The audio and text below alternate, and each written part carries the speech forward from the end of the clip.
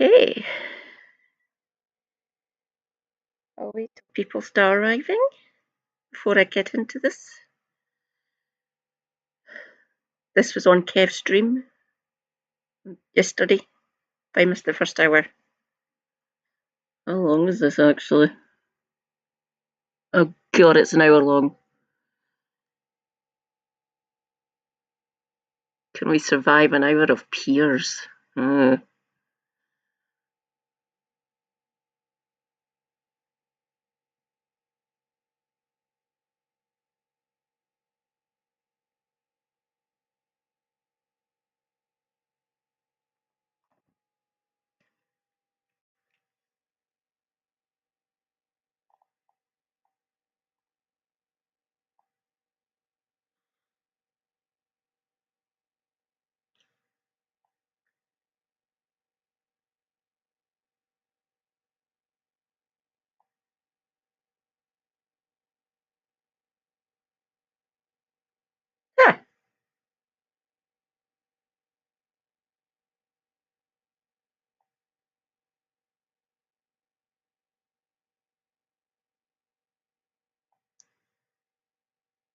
let's check.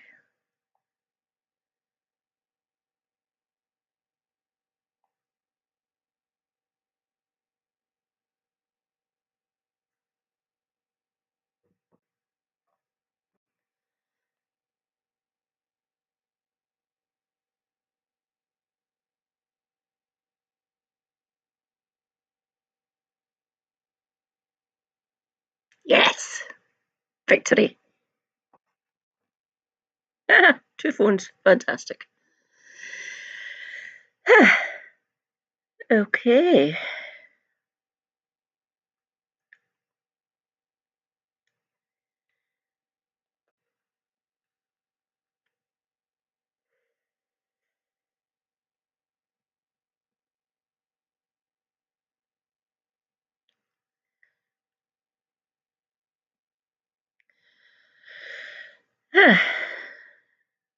Yeah, a few minutes early. Look at it.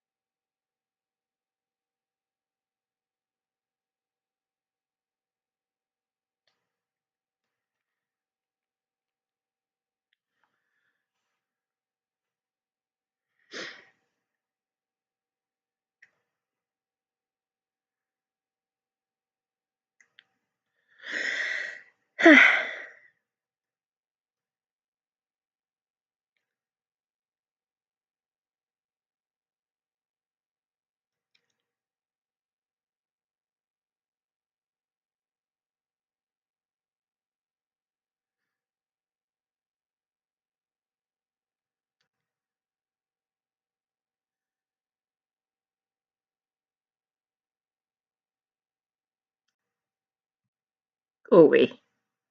Not buying any of your shit.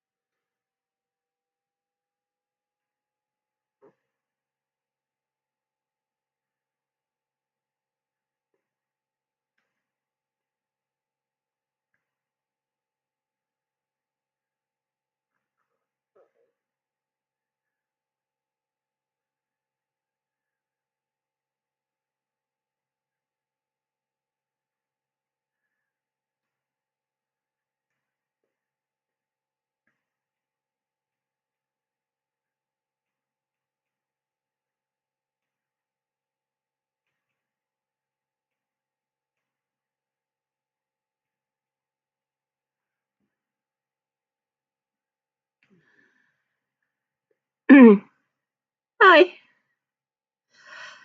Oh, it's just me. That's me, Katie Marshall on YouTube and Mad Cat on Twitch. Hello, Wampa Stomper. Glad you could drop by.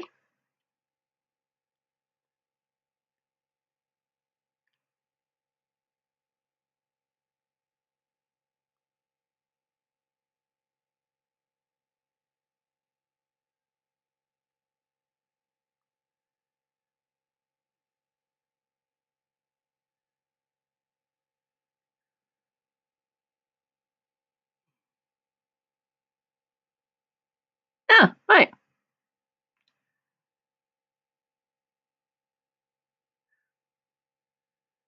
Not yet, there isn't.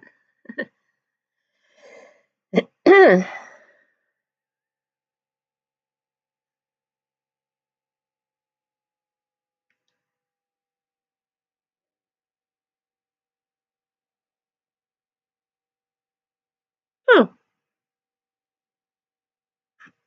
oh, you're on here.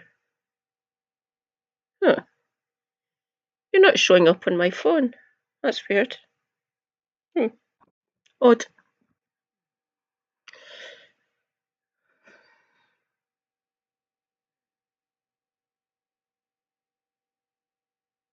Profile. On what one? The drawing. That's that's my pathetic attempt at adult colouring. And it's my interpretation of Aphrodite.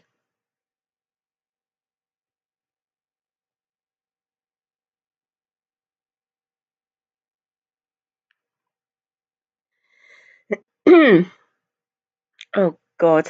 How do I go and get that book? Yeah, Aphrodite. I can't even remember who it. Oh, there's one it's the 12 Olympians. So there's the other ones. Obviously, I've also done Ares and Demeter. Might actually change to Demeter. That might be quite fun. The reason I went with Aphrodite is because she's kind of white and blonde and blue eyes. Ah, can I? Give me a minute. I'll go and get the book.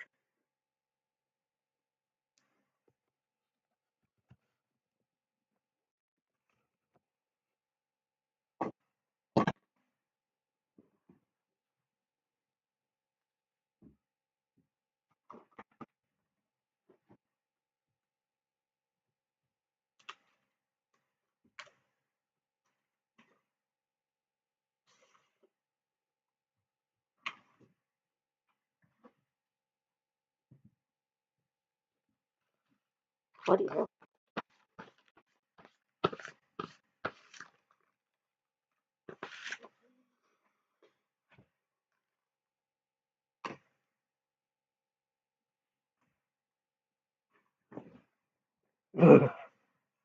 Christ.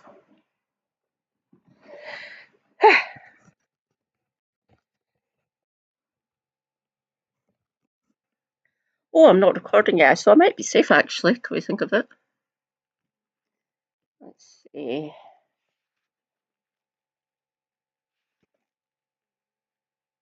Mm.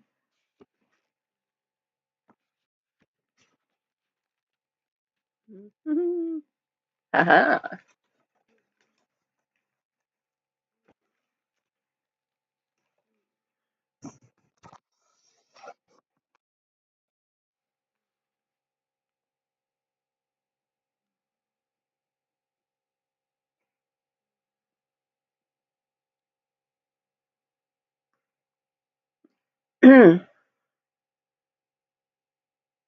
The lovely Demeter. Gorgeous, isn't she?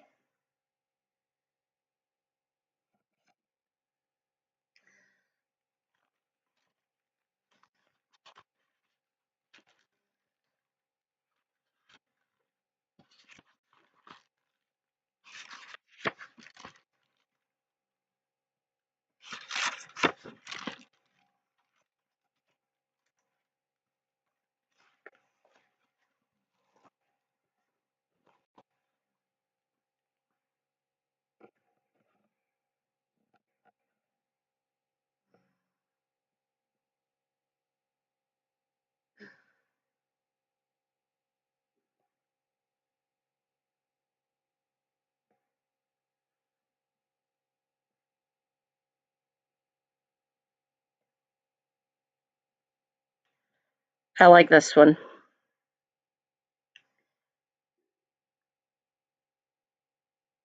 Thank you. Very kind.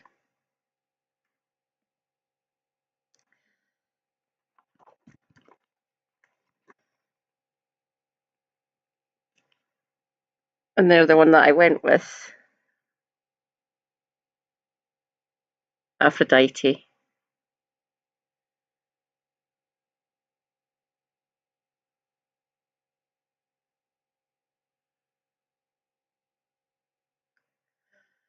Wow.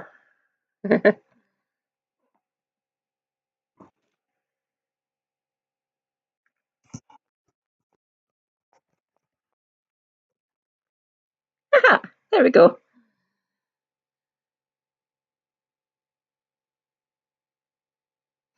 Oh God. For the 12 main ones, there's at least 10 different depictions of each of them. Going through far too much lore, too many books to mention. That's my interpretation of what they represent, what they look like, what I would attribute to them, essentially. Mind you, in saying that, Aries is usually mostly depicted like that, oddly. They sometimes code the other ones differently. The one that's got the most is Hera, oddly enough, or Juno if you're Roman. Don't get me wrong, I like the Romans, but they keep on synchronizing them. They mash them together with gods from all over Europe and North Africa. So, in some of the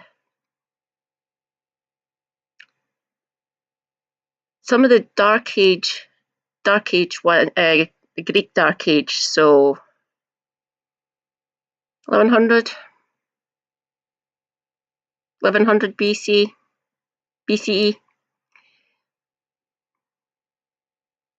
Oh God. Those ones in the book will probably still hold sway. Probably. Yeah. But lots of people interpret them differently, obviously. The reason I've went down that road is because I'd done classics and Latin at school. So I'll get there. I'll get the 12th done eventually. Arthritis, so my fingers didn't work properly. Oh. Okay, let's start this brain rot. I apologise now for that tool of a Englishman. I'm Scottish, by the way. That is Piers Morgan, and he is a dick. Yeah, nuts. But there's some good people on the panel that we're going to be watching. This is 54 minutes and 47 seconds, so just slightly under an hour. I like to counter them. I'm here to educate after all and give people points so they can go into his comment section. Just noise them up. Never thought I would say anything like this. He could be so transformative that he could be a Lincoln, a transformational president. I still believe he's a threat to our democracy. Any man can put on a skirt, say, I'm a woman, and go into the bathroom. I've gone to the bathroom next to a man. Oh my goodness, it was so fearful. If I found you lurking next to me in a men's bathroom, I'd feel fearful. I like Mika and Joe, but they did all call him Hitler. Why would you do that? How else do you speak? Bring plenty of money. Edinburgh is really expensive. I'm in Glasgow. Glasgow's cool. Don't get me wrong, there's dear pubs and dear restaurants and everything all over the place in Scotland. But Edinburgh it particularly scalps people, especially tourists. if and when you do come over, come and talk to me first. I can tell you where to go. Plus, when not to go, don't come for the Fringe unless you really want to, of course. It's brilliant, obviously. I've been at the Fringe a few times. Last time, though, was about 8 years ago, so a while now. But my niece went. They and their girlfriend came down up in Perth, so down the East Coast. They went to the Fringe this year. They had a blast, apparently, but they could actually drive back up. So they didn't need to pay exorbitant amounts of money for hotel or B&B or anything.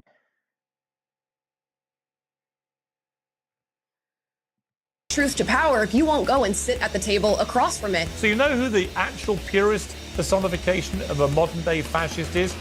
A member of the woke brigade. No, I'm using an academic definition of fascism. Do my ears in. You're doing my ears in, Emma. Several years ago, it would have been a cancelable offence to refer to a trans woman as a man. Now the Speaker of the US House of Representatives, third in line for the presidency, is saying this. Let me be unequivocally clear. A man is a man and a woman is a woman. And a man cannot become a woman. This is a seismic shift in our... Excuse me, sir. I've only got one X chromosome. What am I? If you're going to do that, if you're going to be checking everyone, I'm not quite sure if there's such a thing as a chromosome scanner yet. recent culture, whether you agree with Mike Johnson or not. And actually, I do. Trump's Republicans feel they have a mandate to not only ignore, but completely reverse what they see as a lurch to liberal extremes. And liberals are now extremely angry about it, as they are about most things. Mad. At the heart of this row is a bill introduced by Congresswoman Nancy Mace. It would ban transgender women from using female bathrooms in the US Capitol. Not by coincidence, it comes just weeks after the first ever trans lawmaker, Sarah McBride, was elected to the House. Representative Mace explained her position like this. I'm not going to allow biological men into women's private spaces. I will stand in the brink and stand in the way of anyone on the radical left who thinks that it's okay for a penis to be in a women's locker room or a bathroom or a changing room. Hell no. I'm not going to stand for it. And the Speaker said it would be in the House rules package. If it's not, I'll be ready with a motion. Oh, no problem. Yeah. It's a bloody good question. Oh.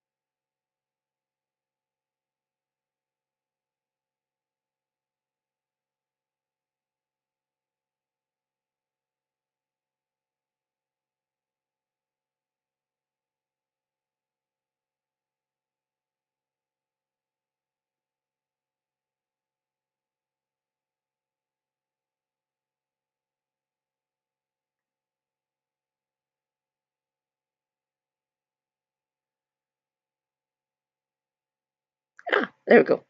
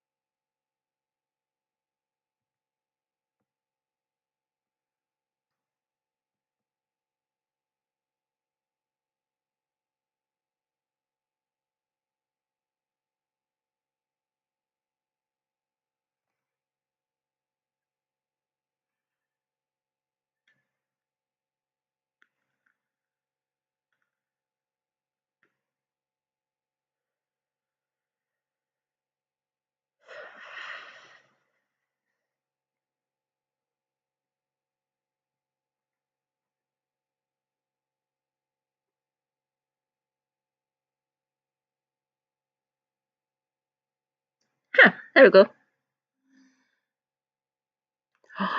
Sweet.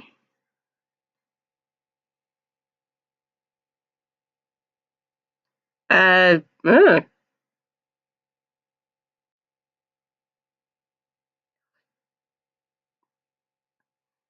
Call it football if you come here. You might be okay with soccer in Edinburgh, I guess, because more tourists go to Edinburgh. It's football here, okay? He's an actual Glaswegian football.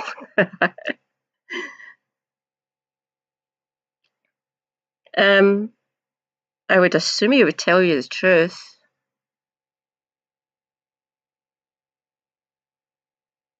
There's no point in lying about the place you live because you live there. Well, that's the way I look at it, anyway. The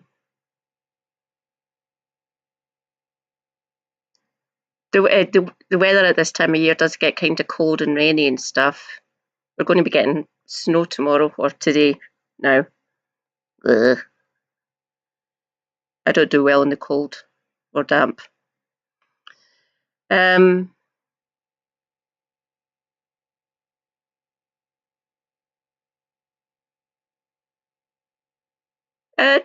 trying to think. We're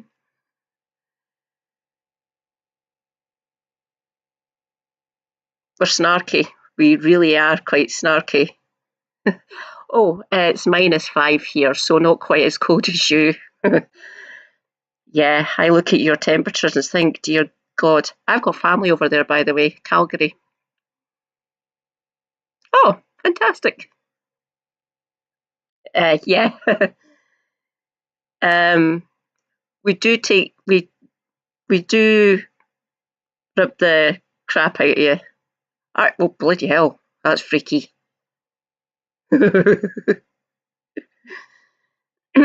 I've also got second cousins in Toronto. Philippe, hello, welcome in. Warning, peers. A privileged motion to force a vote on this. This is not okay. I'm a survivor of rape. I'm a survivor of sexual abuse.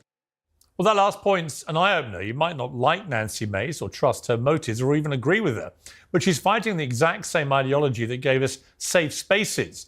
Now Liberals are fighting to deny her right as a sexual abuse victim to feel safe.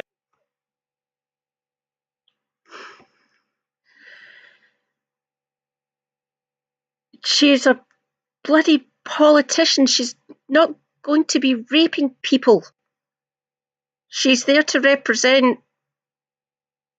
I can't remember where she's from. Crap. Sorry, Sarah McBride. I've forgotten who you represent. Oops, my bad. She's there to represent people, to fight for them.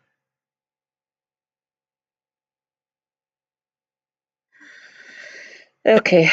In women's spaces. That doesn't add up. Well, Brian Tyler Cohen, an intelligent Liberal and regular contributor to Uncensored, wrote on X, I truly wouldn't care if a man dressed like the King of England was in the urinal next to me. I get that for extremely online right-wingers, a trip to a public bathroom might be the most memorable moment of the day, but the rest of us truly do not give a shit who is peeing nearby. Well, first, what's wrong with the King of England? He's a fine, magnificent man. Secondly, and most importantly, he's missing the... No, he isn't, Piers. Fuck off. Oh, by the way, I'm a Republican. Not that kind of Republican. I do not like King Charles or any of them. So no. Charles can fuck off. The point, aren't you, Brian? This is about making women the priority. I don't really care what you think about this. Not so very long ago, that was actually your fight too, Brian. Remember all that talk of protecting women's rights? Should one solitary trans lawmaker's bathroom access be a red-hot issue in the first days of a new government? Well, probably not, but it's symbolic. It's just like trying to force everyone to state their pronouns or refer to women as menstruating persons. What seems like a small, polite gesture is an insidious...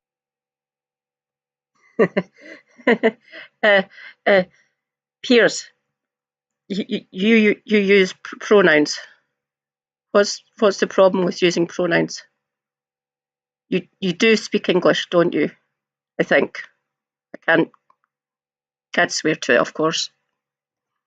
But you do sound like you speak English. I want to get rid of the monarchy. Yes, small r, not capital R, the party. I want to live in a republic, so like America. 2 houses that are voted for. No hereditary peers, no monarchy. Get rid of the other places we call it. It's called the House of Lords. So get rid of it. No royal family, nothing like that.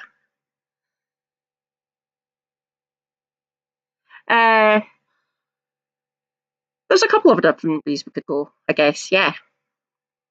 But not like the American voting system. We'd have a second elected chamber. So we'd still have members of parliament who we vote for, with it 600 now, not 650, 600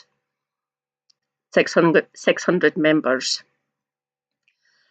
How many would I have in the upper chamber? Things would get worked out, obviously. Yeah, I want to get rid of the monarchy. Nah. Anachronistic. No. It's 21st century, for crying out loud. Hideous way of making everybody comply with an ideology they may wish to regret. Democratic Congressman Seth Moulton has been savaged by his own party for saying he doesn't want his daughters to get run over by a formerly male athlete. I was just speaking authentically as a dad about one of many issues where I think we're just out of touch with the majority of voters. Well, he's right. The vast majority of voters completely agree with him. It's not even close. Moulton's campaign manager resigned in protest over those comments. Think about that for a moment. Really? The Democrats should be very glad to see that person go. They should rebuild the liberal movement around people like Moulton, because he gets it. There's been a complete breakdown in common sense from the left. And if they don't get it back, they're going to be out of office. Maybe I should speak to one of your streamers, Igloo maybe, or Hildy. She might be able to guide me, so I can start educating the masses about it over here. Who else? There's a great downstream from Novara with...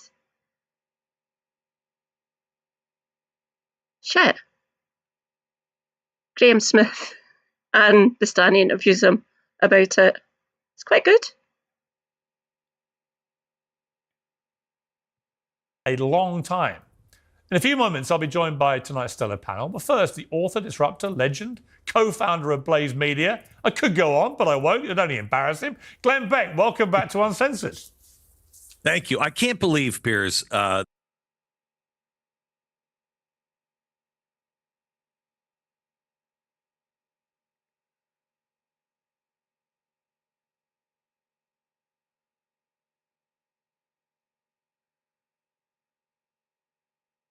interview where basically we completely agree with each other. And before I ruin it by bringing up anything which could ruin the mood music, I'm going to leave it there and thank you. And how extraordinary that we basically found ourselves in the position where we feel exactly the same way about it. Yeah. Thank you. Thank you, Piers. Great You're to doing see you, a great Glenn. job. Thank you very much. All the best. You bet. Bye-bye. Well, joining me now is the host of the Amala Ekpunobi Show, Amala Ekpunobi, the host of the Luke Beasley Show, Luke Beasley, the co-host of the Majority Report, Emma Vigeland, and the Conservative commentator, Deborah Lee. Welcome to all of you. It's a fascinating time, isn't it, to be alive, because you've so many people like me. I never thought Glenn Beck and I would have a 15-minute chat where basically I nod my way through it, and so does he. Amala, it feels to me, I mean, just this dancing alone that is going on all over America and the lack of mass protests feels very, very different to when Trump won last time. Are you sensing that? Yes, 100%. And I think a lot of it has to do with the rhetoric that's been surrounding Trump. And I think this collective realization that we don't we no longer have to be fearful of supporting this man, and we can actually be excited about his second term. You know, prior to this 2024 election, he's been called a fascist, a dictator on day one, an authoritarian. He's been likened to Hitler. And I think that created an environment where a lot of people felt like they had to sort of speak in hushed tones about their support of Donald Trump. Some of the exit polling on election day found that young men in particular were more likely than any other demographic to sort of hide or lie about who they were supporting for president. And now that we've gone through this election cycle, the veil is lifted a little bit. People are coming out and they're dancing. They're talking about what this future could look like over the next 4 years. And I don't think they feel as afraid to speak up about these things. It's going to look bad. It's going to look bad. Sorry, Amala. Sorry, he's a racist, misogynistic piece of crap. You might be celebrating now, but you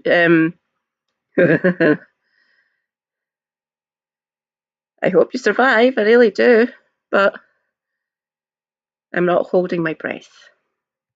Even the media is going and speaking to Donald Trump. And these are publications that would have recently referred to him as Hitler or a fascist. So I think the tables are turning a little bit. Well, they're even heading down there to kiss the ring, which I never thought I'd see from some of the MSNBC anchors.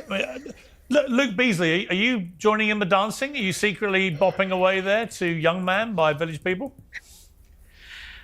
Absolutely not. I think You've got to laugh at that. I mean, before I let you go, before you start, you have to laugh at the irony that the guy that everyone on the left calls the biggest bigot in America chose the #1 gay anthem as the one he would dance to on stage. I mean, come on.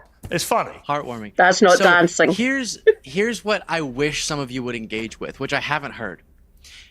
After Biden won, the MAGA side at large, Trump himself, didn't accept it. I haven't heard you, Piers, say, wow, it's so impressive that whenever our side loses, even though a lot of MAGA folks are saying, if the left loses, they're never going to accept it. They're going to riot this time. It's going to be crazy.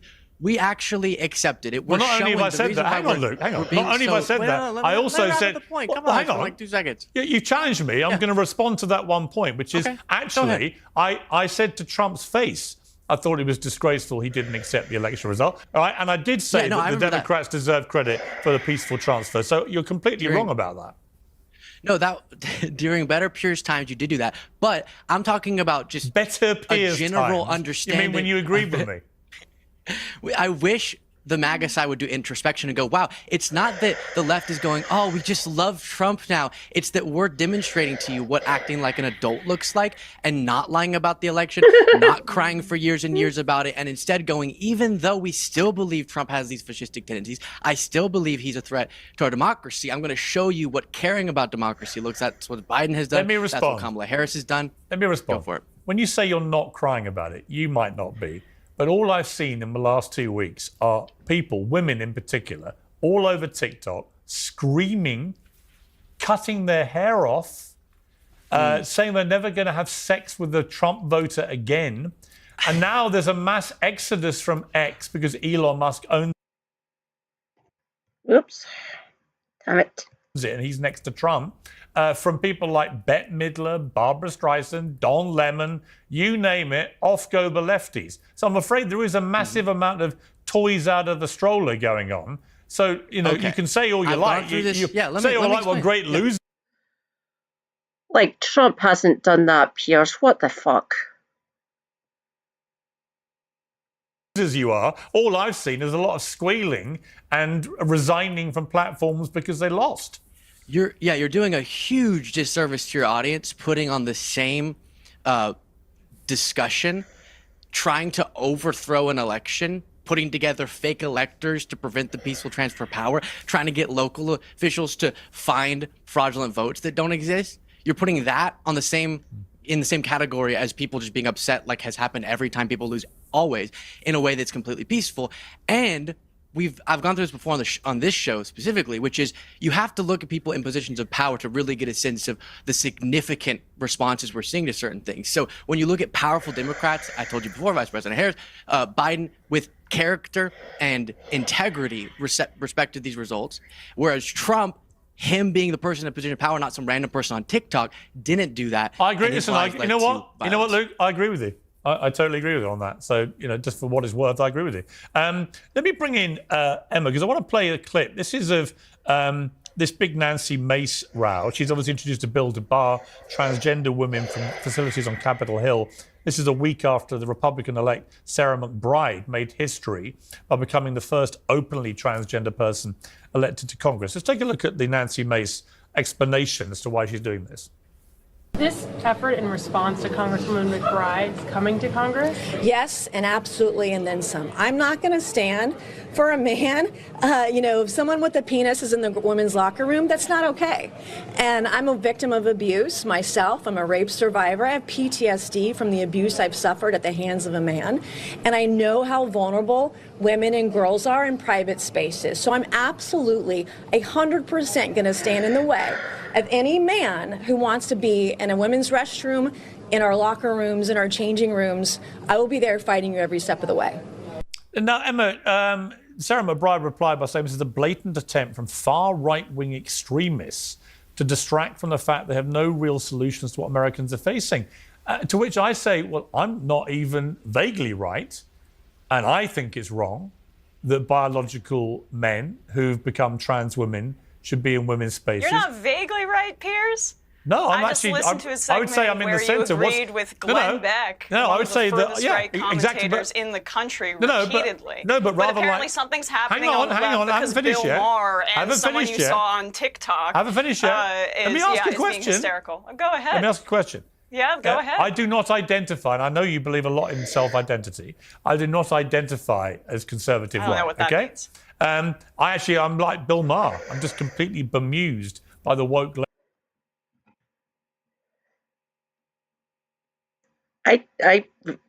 Most of us really don't give a fuck how you identify yourself, Piers. Really, we don't.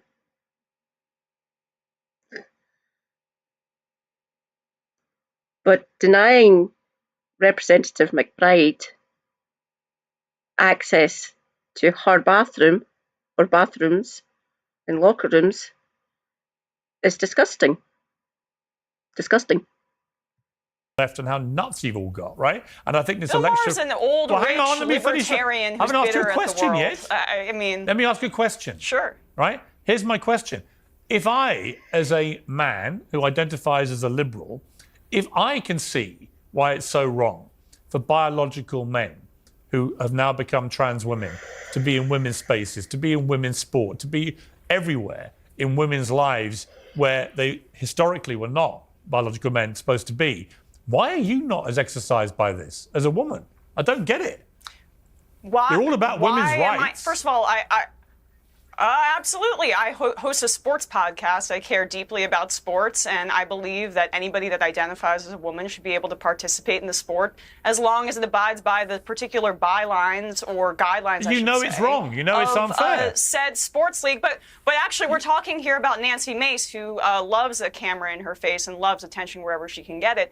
You know, I find it pretty disgusting that she is basically implying that this trans lawmaker, just by being in her presence in the bathroom, may rape her. I do choose to speak up for women's rights. I believe that I do so on my program, The Majority Report, regularly. And I'm disgusted that Nancy Mace has decided essentially to support Donald Trump wholeheartedly, who has been found liable of sexual abuse in court, and multiple of his cabinet appointments, picks, including Pete Hegseth and Matt Gaetz, have been credibly accused of sexual assault themselves. So apparently it's triggering for her because someone's genitalia may be slightly different in the stall next to her. When you say credibly accused, but it doesn't matter to her that Trump has been found liable of sexual assault in court.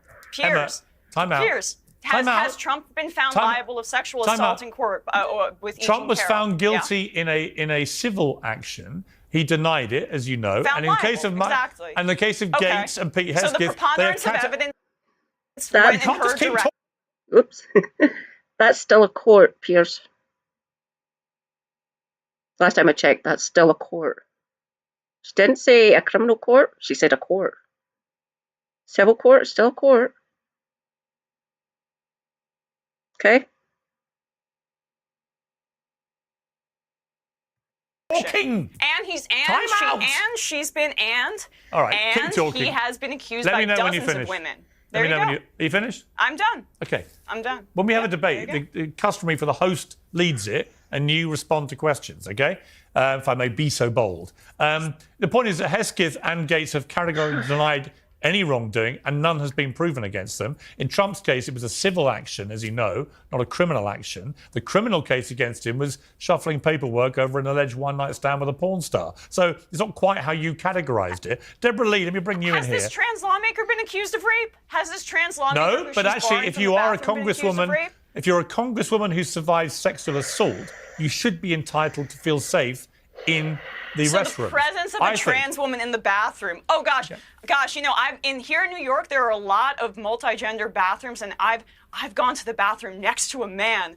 Oh my goodness, it was so fearful. What was I going to do actually be with quite the rest fearful of my life? if I found you lurking next to me in a men's restroom. I'd feel fearful. Deborah Lee, let me bring you in here. I just think that is a ridiculous accusation, Piers. I didn't make an accusation. It was a statement of fact. I would feel fearful. You would feel uncomfortable? Why would you feel uncomfortable? If you were lurking around me in a men's urinal, damn right I'd feel uncomfortable. Lurking? Who's lurking? Well, what else would you be doing there? Is this lawmaker lurking? What else would you be doing there? Going to the restroom. I don't want you going to my restroom. restroom. Stick in your own restroom. For my safety, never mind yours. Okay, but would a man be lurking? Would a biological Damn. man Stop doing that. sitting next That's to the you? whole point.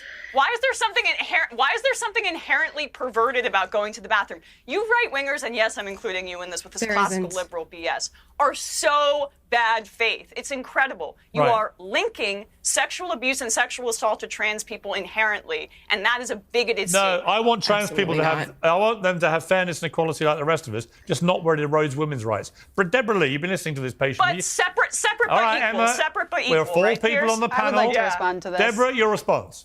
Hey. As somebody who grew up as an athlete, I would have been terrified if there was a man in my sports, in my leagues, playing against me. My own brother, who's 2 years older than me, anytime we would play basketball against each other, he would knock me down. And you say that you speak up for women's rights, but have you heard about the case in Virginia where a man put on a skirt, even though he went with male pronouns, and went into the bathroom and sexually assaulted a 15-year-old girl, and now the parents are suing the school because they tried covering it up. You want to protect women? We're not saying that every single trans person has violent tendencies, but it's opening this up that any single person, if there's no checks on this, any man can put on a skirt, say, I'm a woman, and go into the bathroom, and it's paving the way. Hopefully that person is getting done and will get locked up for the crime he committed. Right? Stop conflating the two. To make it easier for predators to attack women. And I don't know why you're so offended that women want to be able to use the bathroom without men in their Besides that presence. anecdote, That is can you something come that is up with totally normal and besides fair to that ask. anecdote, I just can you come find it up with amazing. statistical Honestly, evidence I that find would it bear this amazing out? that on the left, if we talk about abortion, all hell breaks loose. Women should be protected. Women must feel safe. Women must have rights. Women should have autonomy over their bodies. And yet when it comes to sport, you're quite happy for biological males or let's put it this way. You know what? Put it this way. Hang on. You've got to let me finish a question. I think it's a little different You've got than to let women me finish a bleeding out in question. parking lots because they can't Sorry, get their health care. Emma, you really Because are if not there's- familiar with how these things work. No, Piers. You have to Piers, let me ask should a Yao question. Ming have been banned from the NBA because he's too tall? No. I mean, we've got to make it be fair in competition. I tell Yao you what's Ming, not he fair. towered over these When other you have players. when you Shaquille have a O'Neal's little boxer bit in the heavier. Women's Olympics boxing winning a gold medal who has male chromosomes Amani and who Khalif. beat up one of his Okay, opponents. based on a Russian, Beat based on up a one Russian of his federation opponents, that her has been opponents, whatever you widely want to call discredited, this boxer. That is what they determine. Please stop talking when I'm talking. It's so boring for everyone watching. They can't hear us if you do that, right? I mean, this is your I'm liking it. I mean, you've been God's doing sake. debates about genocide. Am I going to have to mute you? Because honestly, everyone is sick of this now. Just please conduct yourself properly in a Right. debate. Otherwise, we get nowhere, right? Let me bring in Amala. You've been waiting patiently. What do you Surely. think of this?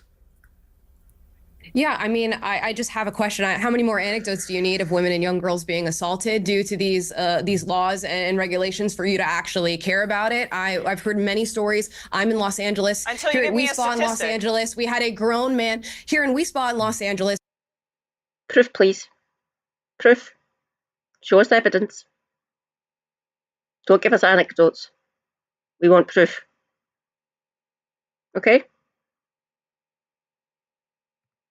We had a grown man actually go into the women's locker room at a spa, expose themselves to all the women there, all of the young girls there. In Loudoun County, Virginia, you had a young girl who was raped in her school bathroom, a place where she is meant to feel safe, by a trans-identifying student. In the state of New Jersey, in their prison system, they allowed trans-identifying women to go ahead and move over to the women's facility. That ended up with 2 pregnant inmates. Be it consensual or non-consensual, it does not matter. These situations are 100% avoidable. And we are in no way characterizing all trans women as being predatory in nature by any means. It is to say that you are opening a door that needs to remain closed. And our comfort does matter. Our safety does matter. And by the way, Amala, by the way, hang on, Emma, I'll come back to you. Emma, I'll come back to you. But also fairness matters too. So the United Nations 2 weeks ago had a report that said just under 900 medals have been won by trans athletes in women's sport, thus depriving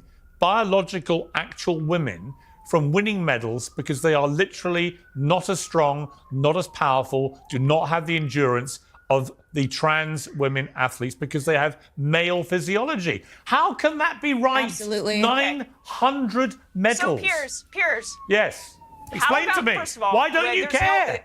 First of all, why don't I care about that? One is the fact that this should be determined by those specific bodies. It's not at the top of my priority list. Some are male, the fact that some the are majority female. Of Americans That's are why running we paycheck to separated paycheck, in the Olympics. that women are bleeding out in parking lots, that trans youth are committing suicide at extremely high rates because of this exact kind of rhetoric, where you otherize the gender identity of their choice. What, you mean standing up for women's rights? If trans care was available to all of these kids, if trans care was available to these kids, they would develop in the exact same way where none of this would even matter. And so back to what was being said before about these assaults on other people. Back to what was being said before about assaults on these people. I think they should be prosecuted, and definitely I'm completely against the idea that we should let someone slide just based on their identity if they assault somebody, which is why I'm sure everybody on this panel that is obsessed with this issue has been talking repeatedly over and over again about the rape in male prisons by male prisoners repeatedly against their same biological gender. That's in fact, wrong too. it happens. Yes, it is. Right. So how many? But you know what you don't. You know what you never hear, Emma. You know what you never hear. You never hear. You never hear. Not about this Emma. You never hear about a trans man having an unfair advantage in male sport. Why is that? How come we never hear about that? There are trans men because you know why? Amplify you know why? Because they don't it's win. A moral panic, they don't just win like it was because they have inferior physiology. Just like it was about how we don't hear about it because it's not an issue because they can't win. No, let me bring in Luke. Because these are issues that are tittillating to white liberals or tittillating. White, How weird you would say titillating. It's ridiculous. Yeah, what's ridiculous is that you. For you, it clearly is. You're not focusing on the more systemic rape issue in our prisons and in our. You haven't asked me about that. Our facilities. You haven't in this asked country. me about that. But I just did. Why haven't you been talking about male rape in male prisons? I think it's terrible. Way Shameful. more likely to occur than a trans. Luke, jump in. Then dedicate more segments to it. Dedicate more segments to it. I'll take your advice on what segments we should be doing. We are the fastest growing YouTube channel in the world, so we're probably getting it about right. Luke. Okay, yeah. So I do think with all these things, even the Laken Riley case as an example, we always want to be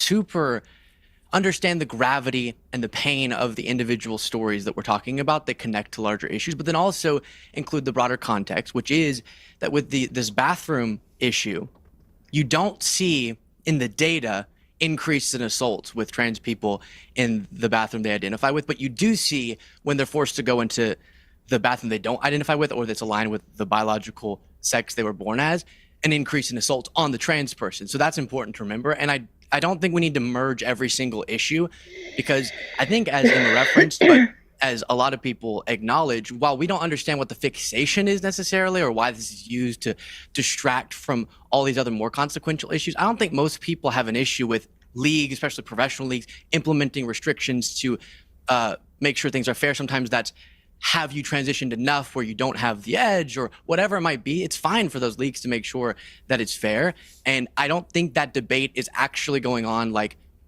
this program might make it out to be. We're going to move on to another. We're going to move on to something else. I mean, look, I just don't think there is any debate to be had about the sport issue. I totally agree. But on the bathroom. Well, hang on. I totally agree with Trump about the sport thing. Trans women athletes should not be allowed to compete against women. They should have their own category, or they should compete against a category most of them used to compete in, which is the men's category. But the reason they don't is they're making far more money and they're far more successful competing against women because they have an unfair advantage. And that's what's wrong with it. Anyway, I want to move on to Jon Stewart talking about Mika and Joe from obviously MSNBC, who went down to kiss the Trump ring after calling him Hitler for a few years. Let's take a look.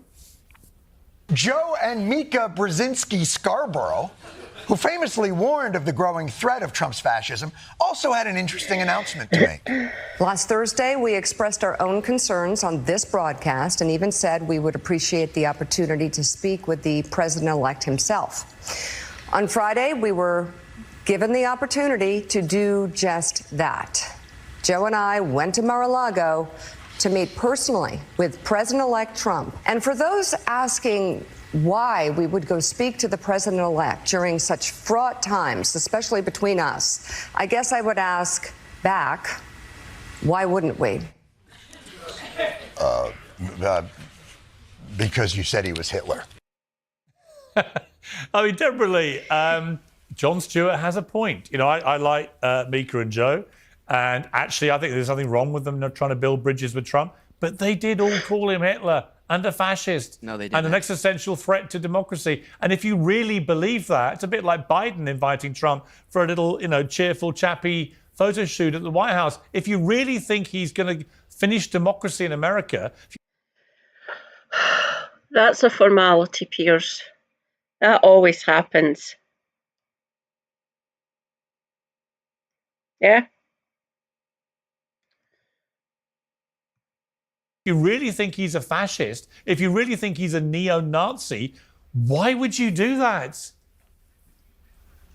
It's so disingenuous, and that was a lot of Republicans' Emma, I'll come to you, especially if you agree with me. You have your time, groundbreaking okay? moment. Don't worry. But Deborah, you go first. Joe Biden put on the Donald Trump hat, and as somebody who is a very proud Jew, I'm sick, and we're all sick of the left, even the right, using Jewish atrocities to try and garner the vote for their horrific policies that don't help Jews, they don't help Americans, they don't help anybody, they just destroy America. And so I think it's disgusting that people have been calling Trump Hitler, but it also aligns, they want us to believe that they're saying Trump is Hitler, but then also we have such safe and secure elections in the past, and they would never do anything in this country to ever stop Trump from winning the election. If you thought Donald Trump was truly modern-day Hitler and would be a horrific leader to this country, would you not genuinely do everything in your power to stop him from getting into office? Of course. Because if I truly believed that Joe Biden was Hitler, I would do everything, legal or not, to try and stop him from getting into office, because Hitler is the worst person in probably all of history, but definitely modern history. Do you know what? I went to the. You know what, Deborah? I went to the Madison Square Garden rally. Do you know how many protesters turned up when Hitler came to the middle of Manhattan, the great liberal democracy, in their iconic venue? 150 bothered to get off their lazy backsides from screaming Hitler and fascism for years to go and protest. I was there too, Piers. They couldn't be bothered because you know what? It's almost like they didn't believe what at a Trump rally. It's like they didn't believe what they were saying, right? Emma, you wanted to agree with me, so I'll come to you. So there you go. I do agree with you that I think it's pretty disingenuous and crazy that Mika Brzezinski and Joe Scarborough went down there and kissed the ring, or as our producer on our show referred to it, Matt Leck, kiss the onion ring, which was pretty funny given Trump's proclivity for fast food. And it speaks to, yes, the hollowness of our corporate media in terms of what they actually say and believe. The person who actually first really said the Hitler thing was Trump's former chief of staff, who worked closely with him. Also, Trump's ex-wife, Ivana, in their divorce proceedings said that Trump had a book of Hitler's speeches on his bedside table, and other people have accused him of being authoritarian in the past. The problem is that, yes, our corporate media and even, frankly, many in the Democratic Party did not treat the threat that Trump poses with the respective urgency that it requires, and so it rang hollow to voters. This is a problem with the messaging of the Democratic Party, but it does nothing to undercut the very real threat that Trump poses. He was twice impeached in this country, and the second time was for trying to overturn the democratic results of an election that resulted in a violent coup that killed multiple people. So when we talk about Donald Trump as a threat to this country, there doesn't need to be any theoretical conversation. We have very real evidence for it, and now he's learned all the wrong lessons, fast-tracking basically cronies into the administration. And yes, the media rolling over on its belly and accepting his extremist rhetoric is a big part of the problem. And in the history of fascism, corporations capitulating to fascists is a big part of how fascists get to rise. You had me for some of that. But once you start talking about his extremist language and stuff, you're missing the point. The reason he won so big is that most Americans don't think he does have extremist views. His vote didn't increase, Piers. It was pretty much the same as the last time. It stayed pretty much at the same. So it didn't increase. People really didn't want to vote for either of the duopoly, and I don't blame you. I really don't. The Democrats are woeful. Absolutely woeful, and the sooner the Republicans are dealt with, the better, in my opinion. These next 4 years are going to be bloody horrifying. I think a lot of it is just common sense. Maybe you didn't tell them about it, Piers. Luke? That is a failure of the messaging of the Democratic Party. Unfortunately, Donald Trump has said he wants to mass deport millions of people. You know the biggest mass deporter of modern times in American history? He should mass deport Barack Obama. Barack Obama deported 3 million people. Barack Obama. Yeah, he's the big deporter. He's one of you I'm not a Democratic hack, Piers. All right, Luke. Piers, I'm not a Democratic hack. I will criticize. Joe Biden has been helping commit genocide for a year and a half. All right. That's something you'll hear out of my mouth regularly. Let me bring Luke in. I'm not a hack. I call things like they are. So I know. A lot comes out of your mouth, I've noticed repeatedly, and without breaking for breath. So have a breath. Let me bring Luke in. I feel like I've told you this, Piers. Deborah and I just recently had a conversation on my show. I definitely clarified this for her. No one, again, relevant, prominent Democrats in positions of power are saying Trump is Hitler. Stop with that. It's the whiniest thing. No one says that. If you think we shouldn't, the Madison Square Garden thing was literally described as a neo-Nazi rally. A neo-Nazi rally. When Trump's it was full of Jewish people. There was a Holocaust survivor in the front row. I haven't called it that. I haven't called it that. Can I please finish the dang point? The point that I don't really care about the Mika Joe thing is just, sort of cringe. But much more important is that we keep going around this merry-go-round. Oh, they called him Hitler, now this, now that. I'm sure some random people on the internet say that. But again, that's not the line from Biden and Harris. That's not the line from Trump's own former administration. So can you please... They called him a fascist. Biden and Harris don't say something Democrats aren't so you think he is a fascist? That's a horrible line to live by. Right. That's ridiculous. All right, Luke, but Luke, to be clear, Luke, you think he is a fascist? Of your behavior, Luke, Piers, on this is he show. a fascist? Luke, is he a fascist? Of course, he absolutely exhibits fascistic tendencies. So why did Joe Biden invite a fascist to the White House? Is he a fascist sympathizer? Because, I wanted to mention that from... Because he's the president-elect. Holy fuck, Piers. Oh, whoops. Sliced myself in half there.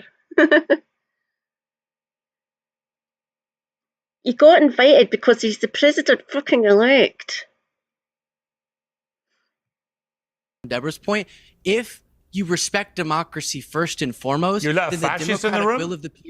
The democratic will of the people is more important than what you feel about the ideology. And it's important to point out, we have to learn from history, not to equate things, but to say, okay, what signs can we get from past a peaceful transfer of power to a man you believe is a fascist? I'm curious what you would describe, Piers, what you would describe trying to illegally stay in power despite losing an election. What do you call that?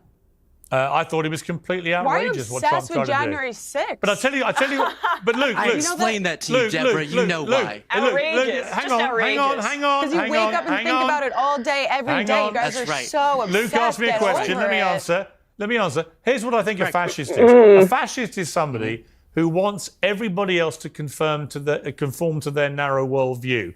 They want to dictate how you lead your life, what That books is you not the read. Hang on. definition of fascist. Don't all jump in. What books you read, what movies It's just you can incorrect watch. and Hang factually on. incorrect what Try you're saying. hard, Emma. Just take a little vow of silence for a few seconds, right? What heroes you're allowed to admire, what statues you can respect, what clothes you can wear, what songs you can listen to, blah, blah, blah, blah, blah. So you know who... He wants the vast majority of that. Obviously, outlawing all of it and dictating to the people is a quick way to get fucking deposed.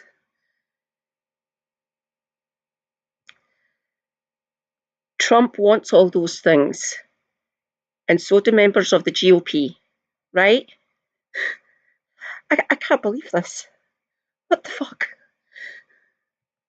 The actual purest personification of a modern-day fascist is a member of the woke brigade, because that's exactly what the woke people do.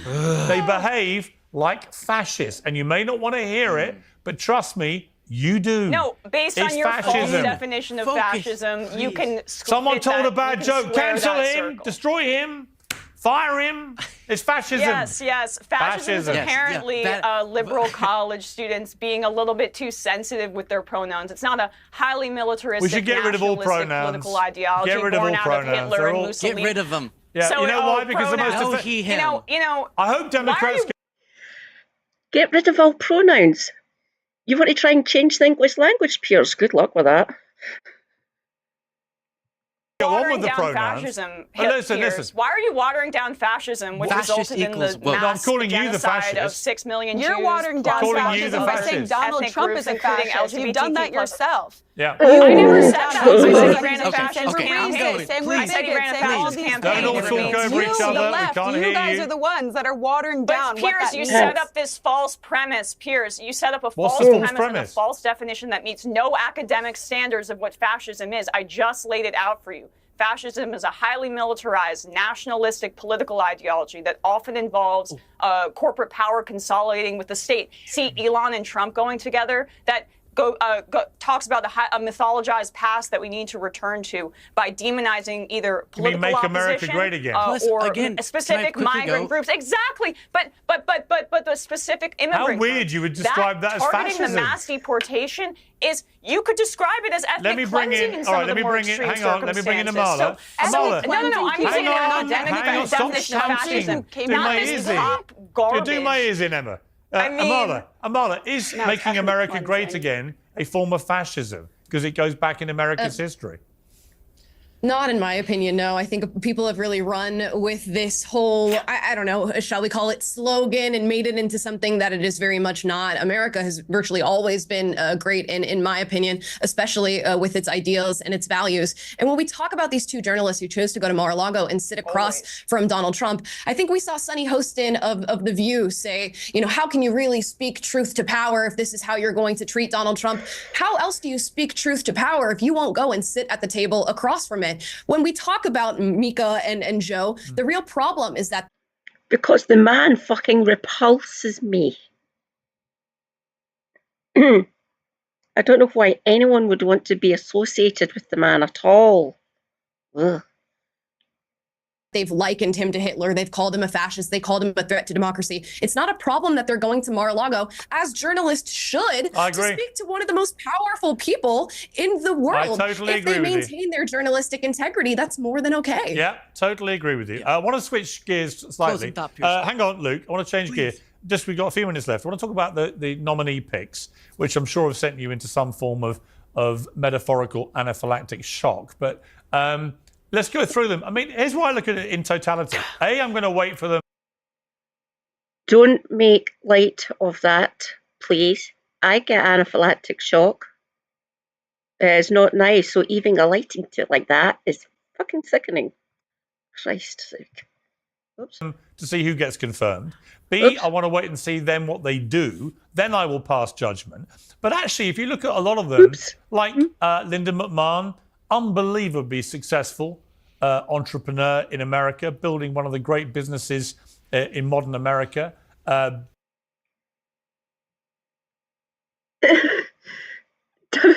WWE. Oh, dear God. Billions and billions of dollars pouring in.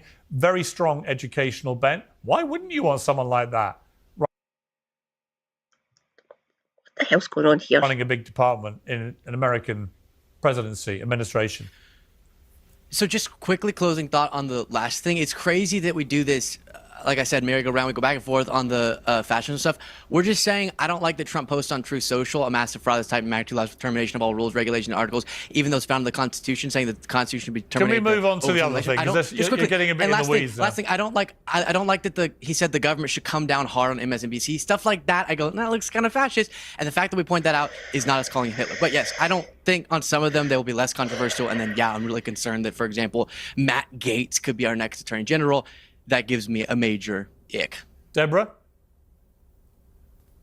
Woohoo, he's gone. I'm excited. sorry, I think that this is No, so Emma, far, your name's especially not on my Deborah. end, been the I thought you said that my this, name. I so far, his appointments have been the most pro-Israel members and the most pro-America members. I think Marco Rubio, Elise Stefanik, these are all incredible people that I have looked up to for a long time, good, true leadership. And I'm so excited. I think that this is the dream team, and we're going to make America. I agree with Amla, of course. America has always been fabulous, but we can always improve and get back to the great values like freedom of speech, like protecting women, protecting children, having fair, free economy, and supporting small businesses, and everything that truly makes America the most fabulous, amazing country in the history of the world. So I'm excited. I think this is going to be even better than the last administration, and we have a lot of work to do. And having the House and the Senate, hopefully that means that we can really just knock out legislation and take back this country to what we know it can be, which is a great free light that the rest of the world looks at and wishes they could be us, which they still do. All right, but Deborah, Matt Gaetz, Attorney General, really? So on that one, there was an article put out by Fox where they actually granted anonymity to a lot of GOP House members and Senate members, where they were saying that they don't believe that he's going to get confirmed, that they're not going to confirm him. What do you think? So like you, Piers, I'm also waiting now. I'm not so sure that they will confirm him, but at the end of the day, if we do have a majority, I could see it happening. Do I think I should confirm him? Personally, I do not. I think that it's important for me to have strong leadership and people who can be examples. And while I do believe, I don't just think that we should believe all women who make accusations. I think it's important to elect people who young men and women can look up to and really feel confident in. So I would prefer somebody who was maybe a little bit more experienced, maybe somebody a little bit less controversial. But I do like the things that he says. I think he's funny, and I think he would do a good job as press secretary too, because he doesn't care. He knows exactly what to say, and he's 100% Matt Gaetz, which I respect. Okay, Emma, I assume you hate all of them, so let's just choose the three you hate most. Oh gosh, I mean, I'll just essentially say that I think the Linda McMahon point is really unfortunate. I don't really care if somebody can make a lot of money, specifically the McMahons did on union busting their workforce. I care more about if they care deeply about education policy and making sure that we don't gut the Department of Education, which has been a stated goal of the Trump team. I'm deeply concerned about the Trump administration's plans to gut the administrative state, Let me come back to you on education. I mean, given how far behind America is in the global league tables on so many education metrics, why are you comfortable about the way the Department of Education has run things for the last few decades? Piers, it's been gutted. It's with school choice vouchers, that's just all kinds of wrong. Ugh. To make things better, you fund them. You give that department more money. And yes, I agree with the American education system. Sorry if there's any Americans in chat. You build up the institution. You give the Department of Education money. Fund schools. That's how you make it better. Give teachers a better wage. Don't charge them for going to college or university, as we as I would say. Give them the resources they need to educate the children. The fact that they're thinking of gutting the department more is just terrifying to me. They're I getting am absolutely not comfortable with it. I believe China and countries like that. Well, in part due to Republican policies, including Betsy DeVos and other Republican states furthering voucher programs that suck public money and funnel them into private institutions. So. What about the 8 years of Bill Clinton, the 8 years of Barack Obama? The Biden administration what about did the 4 bit years better. of Joe Biden? I did not agree. Don't just blame Republicans. I mean, yes, unfortunately, voucher programs were a little bit more bipartisan back during the Obama days, but we just saw it got rejected in a red state. That isn't Kentucky, why led by a America's falling Democratic so governor, far Andy behind. Beshear. You're not letting me finish my sentence. I mean, for all your accusations with me, you're cutting me off in the middle of what I'm saying. Please I'm finish. saying what I'm concerned about for the Trump administration. So I'm concerned that they are, as they have stated, going to gut the administrative state, which includes our Department of Education, the Department of Transportation, all of these things that make the government function. His essentially stated goal has been to do away with them. The Republican Party also has for the past 100 years, been trying to gut Social Security. I believe that they also want to cut to Medicare and Medicaid when they talk about raising the retirement age. That's essentially a cut. These are programs that Social Security keeps nearly 2/3 of our seniors out of poverty. I am terrified about that prospect, and that is what and so I don't think it's liberal hysteria because I'm concerned about people going into poverty. And if you want to make it about blue-haired weirdos on TikTok, sure, but these have material consequences for the majority of our population. Okay, Amala, before we finish, I want to talk to you just completely separately about P. Diddy, because you've had a very interesting experience with Diddy. Tell me about that.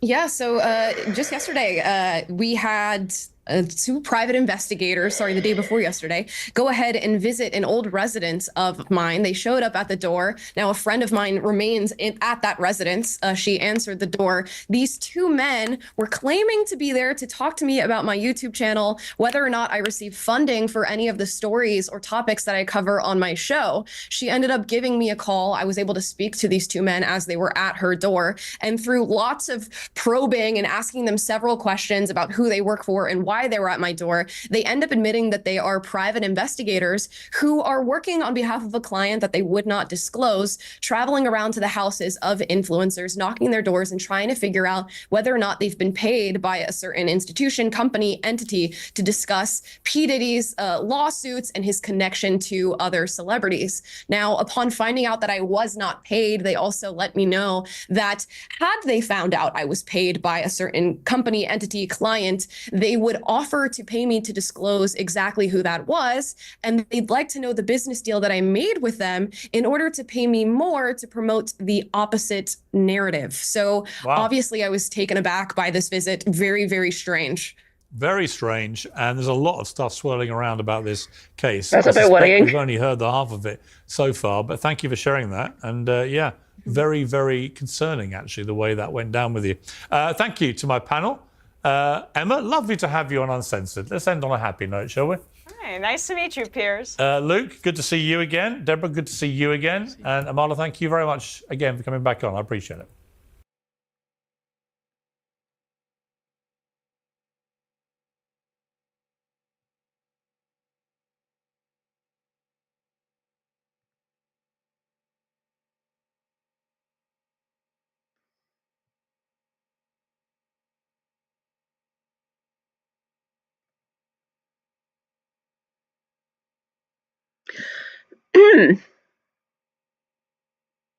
Interesting, wasn't it? Oh, I hope Amala's safe. That was a bit terrifying. I hope the lassie that was in her flat's okay.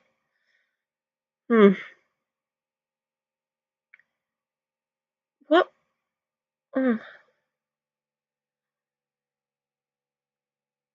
Yeah, that's bad. I hope you're safe, Amala. Oh, I've still got the heating on. I'll leave it on a little bit longer. was sitting here shivering. Do.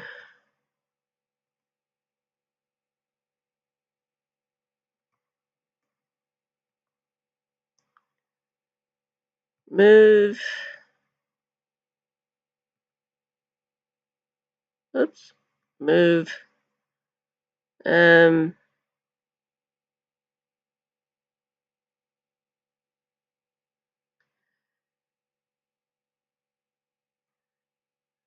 Sorry, I'll just go.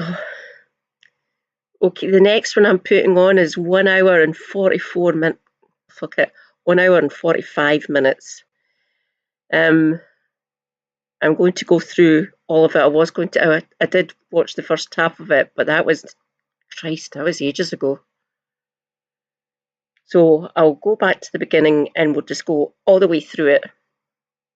This should be fun. I've already watched it before. It's really good. And it's from a very small YouTuber called Edge of the Map. He really is quite a good wee dude. Good job. So the English Parliament. We have chosen unity over division and positive change rather than needless separation. Scotland could be pulled out of the European Union after the people of Scotland had voted so overwhelmingly in favour of staying. Scotland's hugely influential former First Minister was arrested this afternoon. 32% backing the SNP, which would be the first Labour lead in a decade.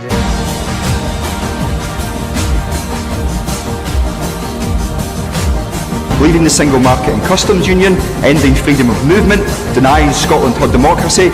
After winning nearly all of the seats in Scotland in 2015, they're now into single digits.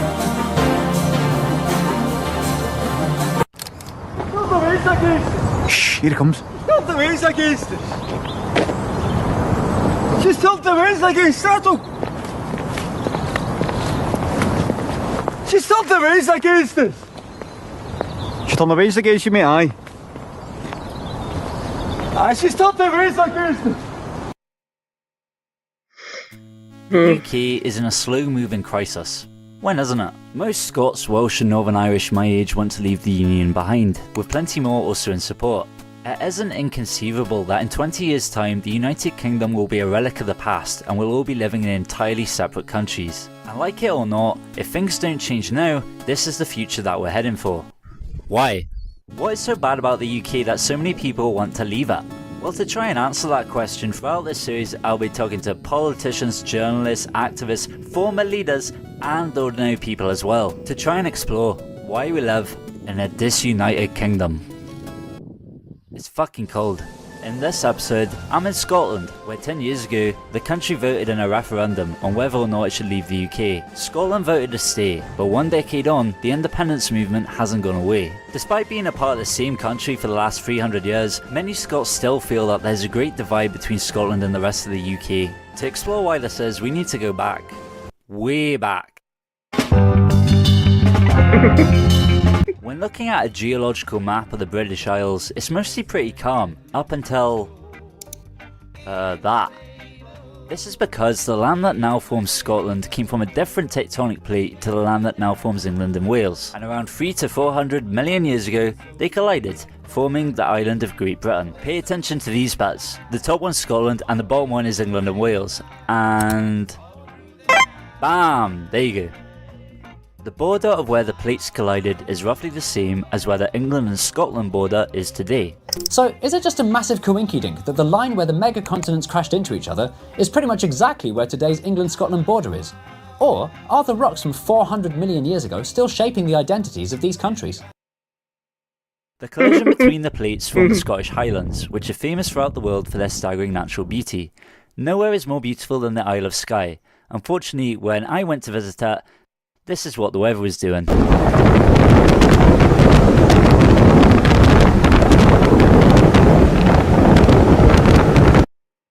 Wrap up warm if you want to try our mountains, please. Just like this lovely young man. It really is the weather changes the further up you go. You can't. You have to be careful. You have to know what you're doing. I have done one Monroe. It is called the Schiehallion. It is from my home shire called Perthshire, and it nearly fucking killed me. I was a teenager at the time. So if you want to do a Monroe, do it properly. Get all the gear. And make sure you tell people what one you're going to do and where you're starting.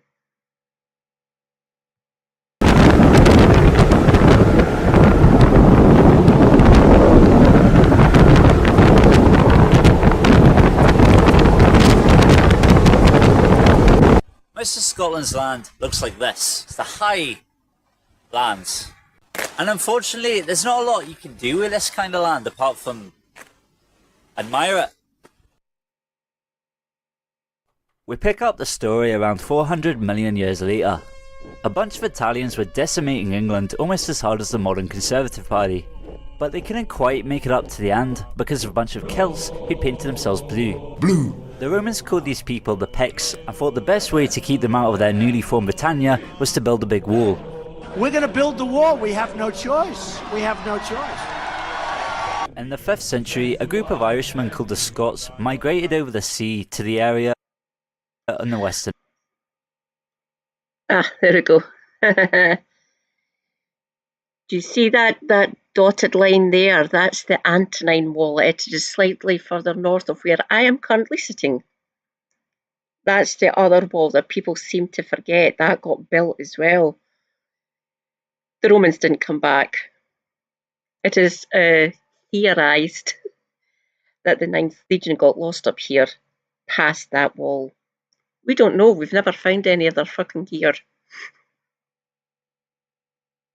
Some say they just moved up here and stayed because we're based. We're brilliant people. I'm from... Oh God. I'm from the East Coast. So that side, a place called Perth, that's where the Picts were from.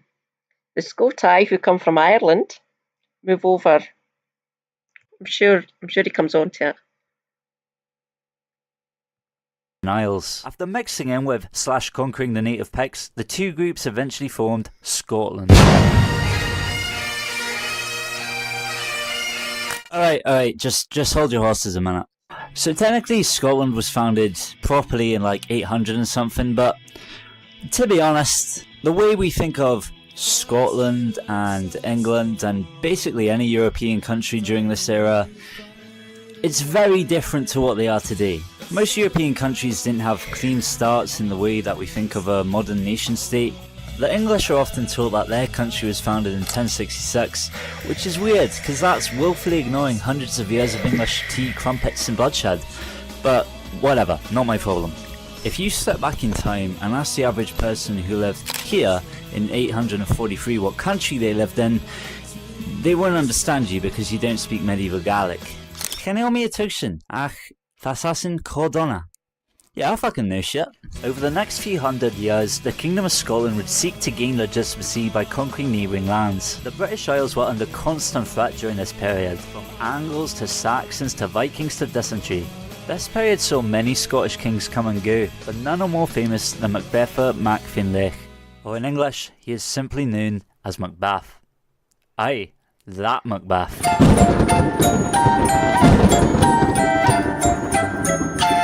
The story of Macbeth is a good example of Scottish politics at the time. It's all about plotting and murder and witches and loopholes about childbirth. In real life, Macbeth rose to power after probably killing his cousin, who himself probably killed Macbeth's father. Macbeth then married his cousin's widow after probably killing her husband. This put him in charge of one region in Scotland, only to be challenged by the king of another, King Duncan. In the play, Duncan is murdered by Macbeth, who up until that point was one of Duncan's most loyal and trusted men. Fuck you! You just got pranked! Yow! In reality, however, the two were always rivals, and they met in battle in 1040, and Duncan was killed by Macbeth's forces, thus making Macbeth the unquestioned ruler of Scotland. For a bit. Macbeth ruled for almost 2 decades before he was killed in battle by Malcolm III, who would become king just a few months later after ironing out some kinks like assassinating Macbeth's stepson. Truly a beautiful history of the nation. Scotland still wasn't properly unified yet. Much of the Highlands was still controlled by the clan chiefs, much of the Isles by the Vikings, and the area around the English border was constantly changing hands. Moments of war and bloodshed between the two countries were occasionally interrupted by peace and begrudging respect. The border between the two was agreed upon in 1237 under the Treaty of York, with the modern border mostly being about the same. However, peace between the two countries wouldn't last. In fact, just a few decades later, the English were out for blood. In 1286, Alexander III of Scotland died. His reign was largely successful, as he had expanded Scotland's control over much of the Western Isles as well as the Isle of Man. Unfortunately, however, he kicked the bucket when his heir was still needing him nappy changed. His daughter Margaret was just 4 years old in 1290 when she was sent from Norway to Orkney and died. This left a gap in the Scottish crown, which was filled in with opportunism and infighting. But it wasn't just the Scottish nobles who wanted to make the most of the situation. Introducing the Scots' worst enemy ever, Edward Longshanks, the Hammer of the Scots. Edward I was a bastard who, after kicking the Jews out of England and stealing all their stuff, conquered Wales and then turned his attention northwards. Following the succession crisis, the Scottish nobles thought they'd let Edward take charge as a sort of caretaker. This might seem bonkers today, but keep in mind at the time, Scotland and England were enjoying a decades-long peace, and the Treaty of York had already established that these were two different countries with defined borders. Anyway, Edward didn't give a fuck about that. There were two main claimants to the Scottish throne, one of whom will be important later, but for now Edward essentially forced both men to swear allegiance to him. The King of the Scots would essentially be licking Longshanks' boot, like a cuck. Edward demanded high taxes from Scotland, and he conscripted a lot of Scotland's best men to fight in England's wars. Here's a nice gooey fact for you. For centuries, Scotland and France were basically best friends because of their mutual hatred of their one really annoying neighbour. Edward didn't really like this special relationship, so he marched his army into Berwick, a town near the border, It is called the and slaughtered It's called the Old Alliance, and it went on for centuries essentially. everybody.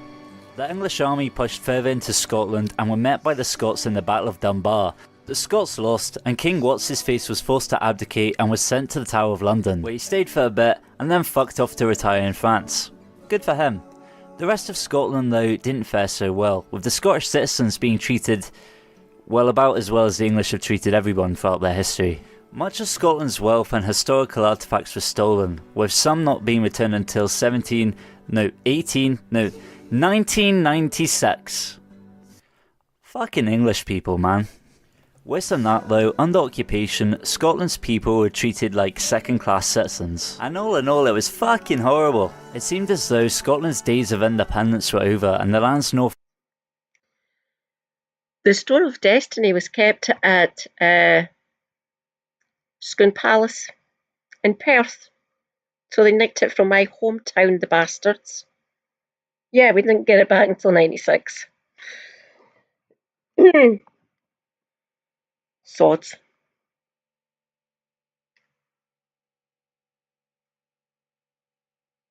After the Union of the Crowns in 1606, we asked for it back. And they basically told us where to go. And it stayed down there until the 90s. Now it's back up in Perthshire. It's back in... hang on. Better if I can check that actually. I'm sure it's in Scone.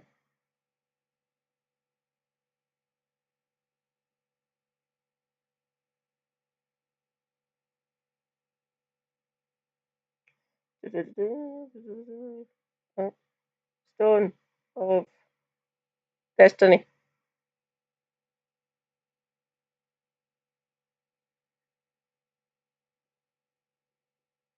Oh, it's in Edinburgh Castle. Why the fuck's Edinburgh got it? Get back to Perth, you sods. Should be in Scone.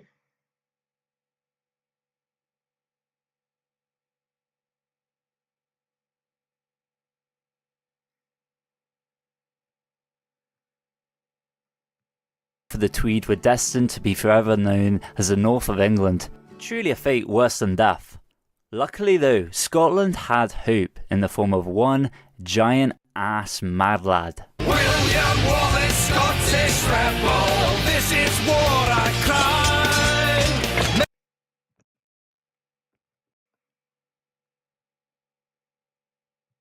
Many English fought me, and many English died. Despite being Scotland's national hero, much of William Wallace's life is soaked in myth and mystery. We're not sure exactly when he was born, or where, or even what he looked like. Clan Wallace themselves are shrouded in mystery as to where they originated from, but since this is my video and I'm Scottish and Welsh, I'm going with the theory that they're Welshmen, as in the Old French word Wales, being another word for foreigner, which by the way is what Wales means in Anglo-Saxon. Even our name comes from colonialism. Anyway, Wallace likely came from lower nobility. He wasn't a peasant, but he also wasn't that important either. In 1297, under occupation, an English sheriff upset Wallace in some way. Now some movies will tell you it's because the sheriff murdered Wallace's wife, which... sure, maybe, but for all we know, maybe it's because they got in a heated argument over which Star Wars trilogy is best. It's the prequels, by the way. You can't tell me The Phantom Menace sucks while thinking a movie with teddy bears and a second Death Star is one of the best ever made. Callum. Wallace and the sheriff's disagreement ended violently, with Wallace killing him for whatever reason. You might be wondering how exactly a minor noble was able to do this, to beat a seasoned English sheriff in a fight, and the answer to that is pretty simple. The guy was a giant. Basically every historical account puts him somewhere above 6 foot at least, some stretching even further to 7. Which is probably just the mythology exaggerating things, but his height is also evidenced by the length of his sword. It's massive, and you can still see it today at the Wallace Monument. More on that place later. If he were alive today, William Wallace would be considered pretty tall, but back in a time when the average height was like 5'7", he was probably one of the largest guys around. Picking a fight with him was like picking a fight with Bane from Batman. You were not going to come out of that well. After killing the sheriff, Wallace found himself leading a small band of Scottish rebels who grew in number as he fled English occupation. Later on in the year, Wallace met with Andrew de Murray, who's probably the third most significant Scottish hero behind Wallace and the guy we haven't got to yet. Much like with Wallace, not much is known about Murray except that he came from the same nobility that can trace his past back to Macbeth. Poorly. If you've never heard of this guy, it's because he's mostly been completely overshadowed by Wallace outside of Scotland, so much so that he's not even in Braveheart, which is kind of outrageous, but that's Hollywood for you. It does mean that I don't even... The reason we don't know all this stuff is because to get your claim you have to have paperwork, essentially. So what used to happen... used to raid each other and destroy all the co-signed documentation to prove the lineage, mother, father, grandparents, blah, blah, blah, blah, all the way back up. So all of this stuff doesn't exist. That's why we don't fucking know it. Just used to go around raiding and say that your claim is rubbish, prove it. And you couldn't prove it because you didn't have the bloody paperwork. Stupid, really. But that's why we don't know half this stuff. It's probably more than half this stuff, actually, we don't know.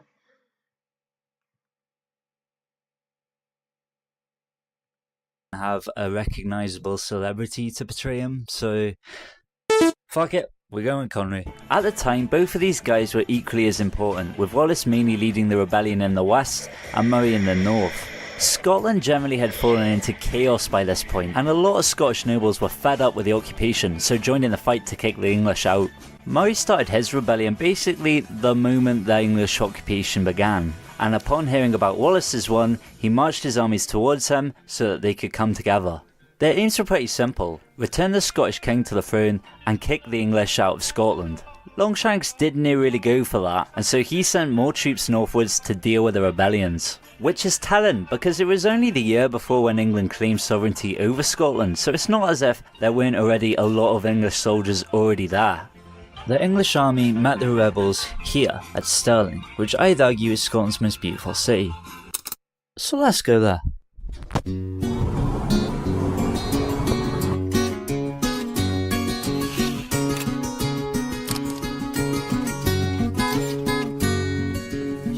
Wallace's sword. They were not kidding about it being long. For much of Scotland's history, Stirling was the strategically most important city to hold. This is because its position in the heart of Scotland meant that anyone wanting to go northwards across the Highlands basically had to go through Stirling first. We won't get super into the battle, but TLDR, it was mostly fought on a bridge. The battle was Stirling Bridge. It says here, according to this thing, that the Scots were heavily outnumbered, but the English suffered from poor leadership, which is something that hasn't really changed.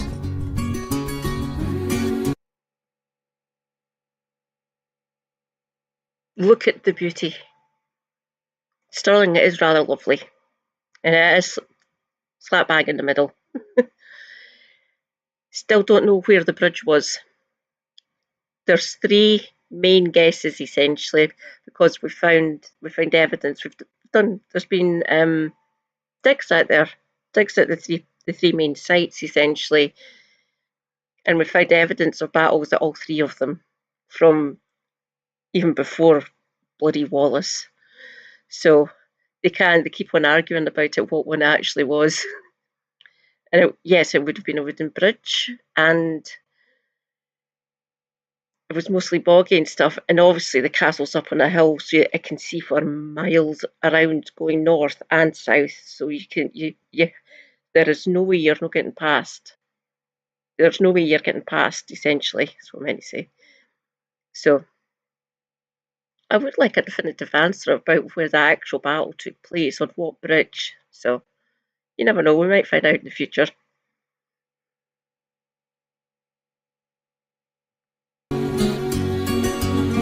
So you can see how sneaky the river is, and basically what happened was the bridge was here, and the English were crossing over onto one of these parts where they were basically cut off from the rest of the land. And the Scots attacked them on the bridge, cutting off the English soldiers, surrounding them, and killing them all. England went in with 7,000 infantry, with 5,000 being killed. It's unknown how many Scots died, but certainly nowhere near those numbers. Once No, right, darling. Hello, welcome in. I don't know if you've seen this, we're 15 minutes in. We're up to Wallace.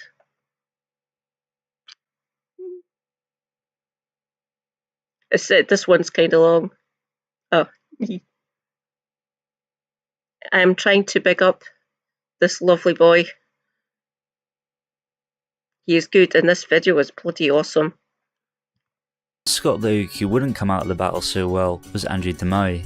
He suffered a pretty serious wound, and a few months later, he was dead.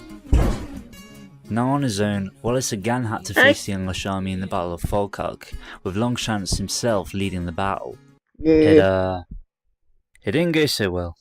The Scottish army was badly defeated, and Wallace himself would live the rest of his life in exile, hiding from the English, until he was eventually found and his head was put on a spike.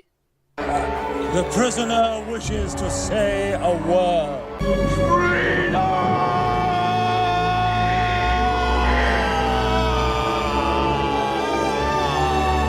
Dear Lord, that's the loudest profanity I've ever heard. Remember back before the war started when Scotland was having the succession crisis and it was mostly between these guys and Longshanks went with King What's-His-Face? Well, the other guy was called Robert the Bruce. Although this isn't actually the Robert the Bruce, I kind of lied a bit. You see, Robert the Bruce had a son called Robert the Bruce who had a son called Robert the Bruce, and it's that Robert the Bruce that is the Robert the Bruce. You with me? Anyway. Bruce's parents got together after his mother locked his father up. You may have noticed there is no originality in the naming of your son. The middle one, the Robert the Bruce, the actual Robert the Bruce, his dad, not the greatest.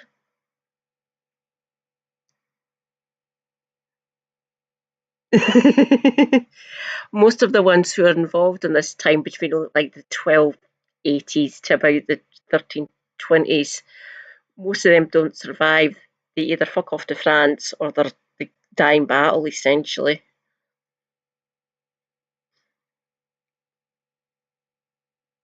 Back to the Christ. In their castle. Oops. Not letting him out until he popped the question. the Bruces were a very powerful family in Scotland, so when the War of Independence broke out, he was a very powerful man. When war broke out, the Bruce family stayed loyal to Longshanks, thinking that when the war was over, they would be rewarded with the Scottish crown. So it was a bit of a shock to them when it became clear that England was just invading Scotland point blank. After realising that English were here to stay, Bruce then threw his support behind the rebellion. He was made one of the Guardians of Scotland, along with another man, John Comyn. And those two had their disagreements. Both were powerful men with claims to the Scottish throne. So on the 10th of February 1306, when Bruce and Comyn met in a church to discuss Scotland's future, and only one of them came out, it was pretty suspicious. Whether or not Bruce was the one who stabbed Comyn is unknown, but he was certainly responsible for his death. As Bruce saw it, Scotland could never unify while there was still a succession crisis. Scotland needed a clear leader, and since Bruce really wanted that leader to be him, despite him being the one with the weaker claim, the only solution was to assassinate his rival. That's medieval Scotland for you. The fact that Bruce killed his rival and the most powerful noble in Scotland in a church was a super big deal. The Pope, upon hearing the news, was like, what the fuck? And he excommunicated Bruce, which might not seem like a big deal, but back when the church more or less had the final say over most European affairs, this was kind of huge. It's like the head of the EU putting out an arrest warrant for Keir Starmer.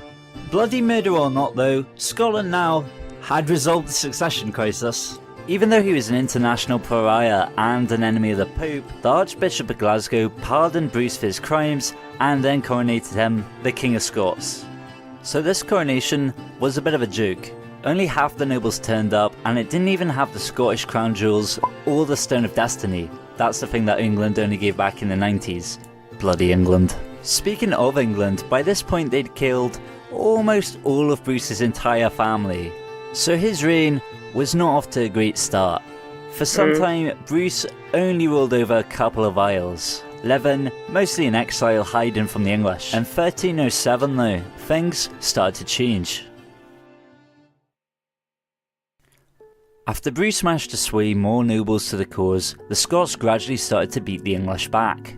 Upon hearing this news, Longshanks once again wanted to meet this new rebellion in person in battle. However, this time there was a snag. He caught dysentery on the journey. Symptoms include fever, severe dehydration, abdominal pain, the feeling he can't stop shitting, and bloody diarrhea. It's a pretty bad way to go, and I'm glad he got it, and I'm glad it's how he died. On the 7th of July, Longshanks... Wonder why that keeps happening. That is rather annoying. Yeah, Longshanks died a rather horrible death. That cheers me up. The man was an absolute bastard. So this is his son. Let's see how he does. Longshanks' son, Edward II, became king. Edward II was not as successful as his father at anything, to be honest. And also, he was probably gay, which in the 1300s wasn't great. So, moving on, things are still looking a bit ragged around the Scottish border. So, who's up for that then? Sire, as your foremost northern lord, I feel perhaps I may be best placed to... Really? I thought this might be one for Lucentia. As Lord Chancellor, Archbishop of Canterbury, Lord High Admiral, Lord Privy Seal. Stop it. I'm not pulling this out of nowhere, like, this was genuinely basically what it was like. If any single English king was gay, it was this guy. And yeah, he really did give most of the important jobs to his toy boy. While England was adjusting to its new leader, Bruce was moving around Scotland, asserting his claim to the throne. A lot of the nobles still supported John Comyn. Not that John Comyn, but his cousin, who was also called John Comyn. Bruce was severely ill throughout all of this, but his forces prevailed, and in 1309, the north was his. The same year, he held his first Scottish Parliament in St Andrews, where he was basically absolved of the murder and was confirmed king again, but with most of the bishops and nobles actually supporting him this time around. Thank God. The decisive battle for the Lowlands was once again centred around Stirling, this time a 10-minute drive away from the castle in a place called Bannockburn, which would see the main action just here. Somewhere. You can see Stirling Castle just through the trees there. And in 1314 it was occupied by the English. But Robert the Bruce's army had already been taking a lot of Scottish land back for the Scots. So they basically said, well, if the rest... Quick side note, a bannock is actually a griddle cake. It's a little cake. You mix up your dough and you put it on well, it wouldn't have been a skillet. Well, it might have been a skillet. And you heat it up. Funny little bit of trivia there. That's why it's called bannock bun. If the English army doesn't get here within a certain amount of time, they'll just hand the castle over to Bruce. So the King of England sends his boys out, marching all the way from London, whereas Bruce and his lot had been camping here for weeks studying the terrain. Do you see the beast? Have you got it in your sights? Clear enough, Mitch Moneypenny. This should present no significant problems. So when the exhausted English did arrive, although it was in much greater numbers than the Scottish army, they were completely outmatched. 700 years ago, the grassland behind me was fertilised with the blood of English soy boys. Although the English's force was several times larger than the Scots, they came out of it being entirely wiped out, with Edward II himself fleeing the battle.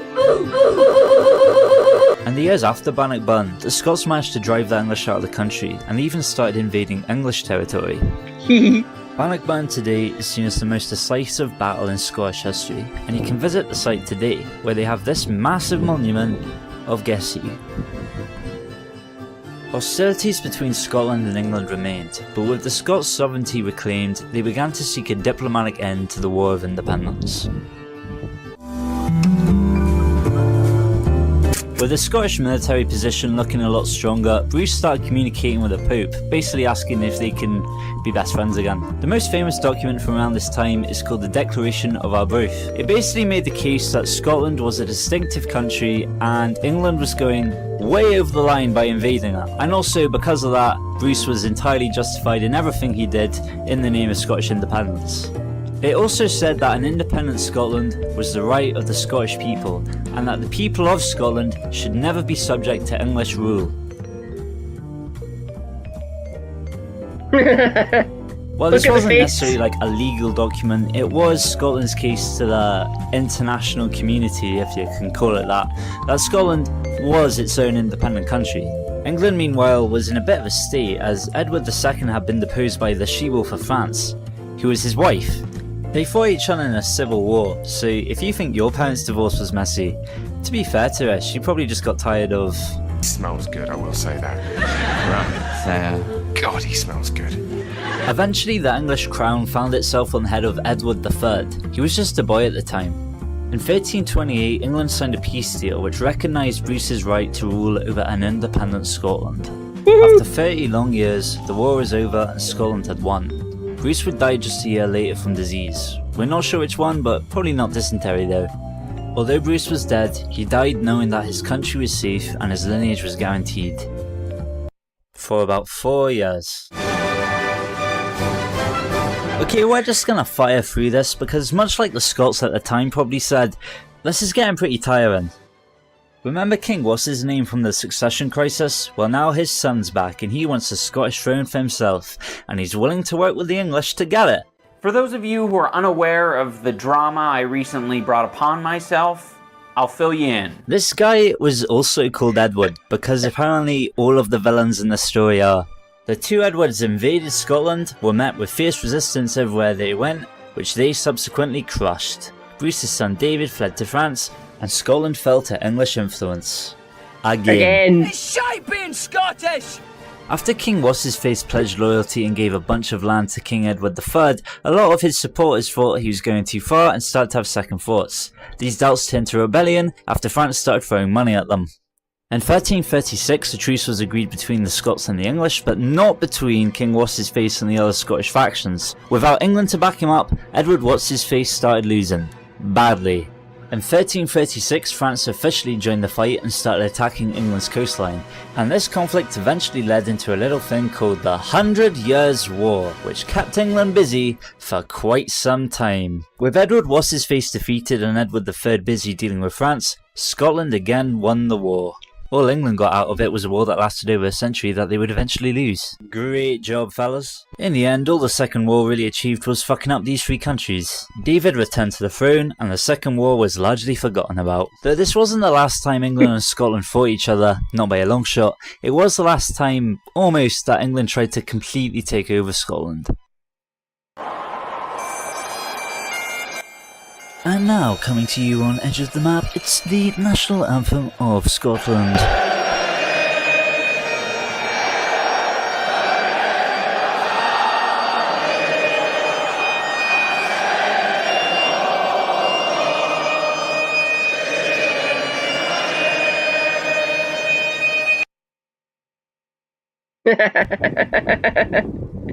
So you might be wondering, if Scotland wasn't conquered by England, then why is the UK a thing?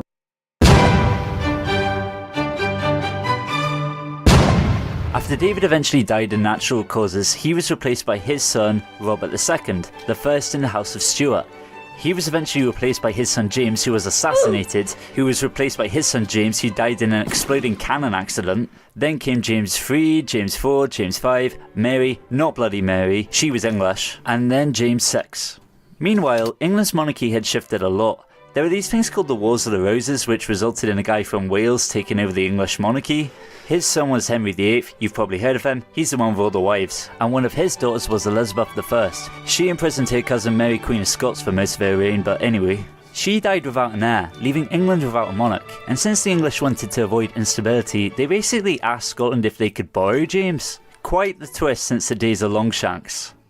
This wasn't totally out of the blue. Back in the day, Henry VII, that's the Welsh one, his daughter / Henry VIII's sister married James IV. So James VI wasn't too far down the Tudor family tree anyway. And so in 1603, James VI of Scotland also became James I of England. And then Guy Fawkes tried to blow him up, but that's a story for another time. James was not the King of Britain. These were still two separate countries with different parliaments. And speaking of parliaments, James's son Charles I got on so badly with the English parliament that it eventually led to the English Civil War, and eventually to his execution. This was part of the wider and cool-sounding War of the Three Kingdoms. The Three Kingdoms being Scotland, England and Ireland. Wales wasn't a kingdom anymore, sorry Wales.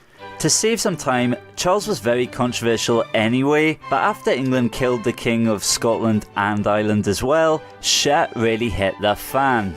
Cromwell led the English to fight against the other two, and actually succeeded in being the first person ever to unify the entire British Isles. And almost no one talks about it. This period isn't really mentioned outside of these isles. The English swapped out their king for a king in all but name. Big deal. And when it does get mentioned, it's always from an English or Irish perspective. Why Irish? I can't wait to do Ireland's episode, it's gonna be so fun. The War of the Three Kingdoms is probably its own video, and me framing Cromwell's conquest as England versus Scotland is just kinda silly. This wasn't like the Wars of Independence, there was a lot more going on than just one nation versus another. So let's just cut to the aftermath. The Commonwealth of England, Scotland and Ireland, the first time the British Isles were united as one country.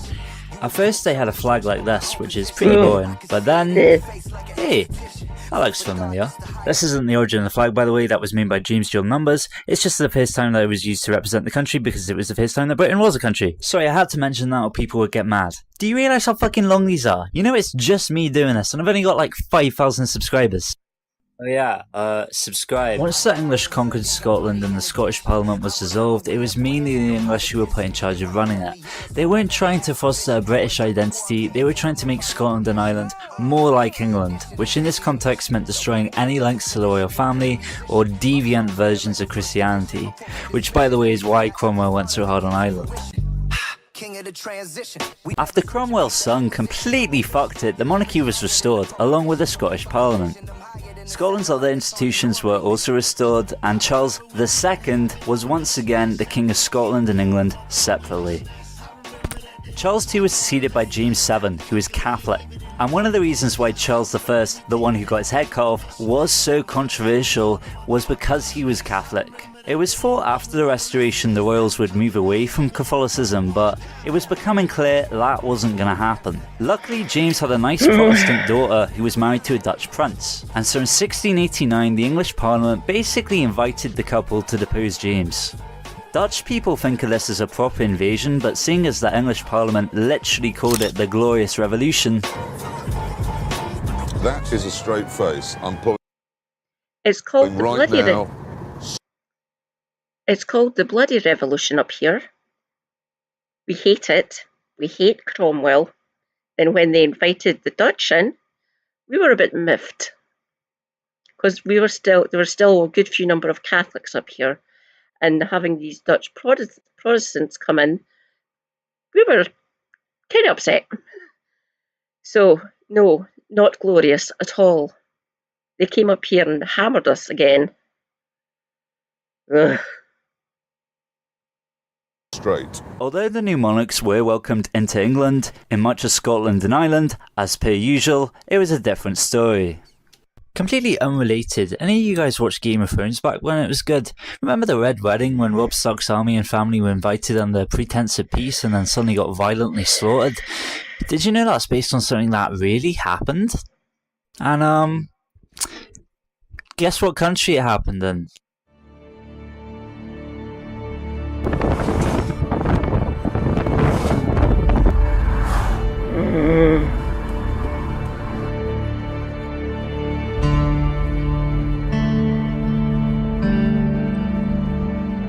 There are two reasons why people visit Glencoe today. Either you want to take in the natural beauty and maybe ride on the Harry Potter train, or you want to take in the dark past that lies between these mountains. One aspect of Scotland's history we haven't really touched on yet are the clans. Particularly the Highland ones were living in a kind of bubble.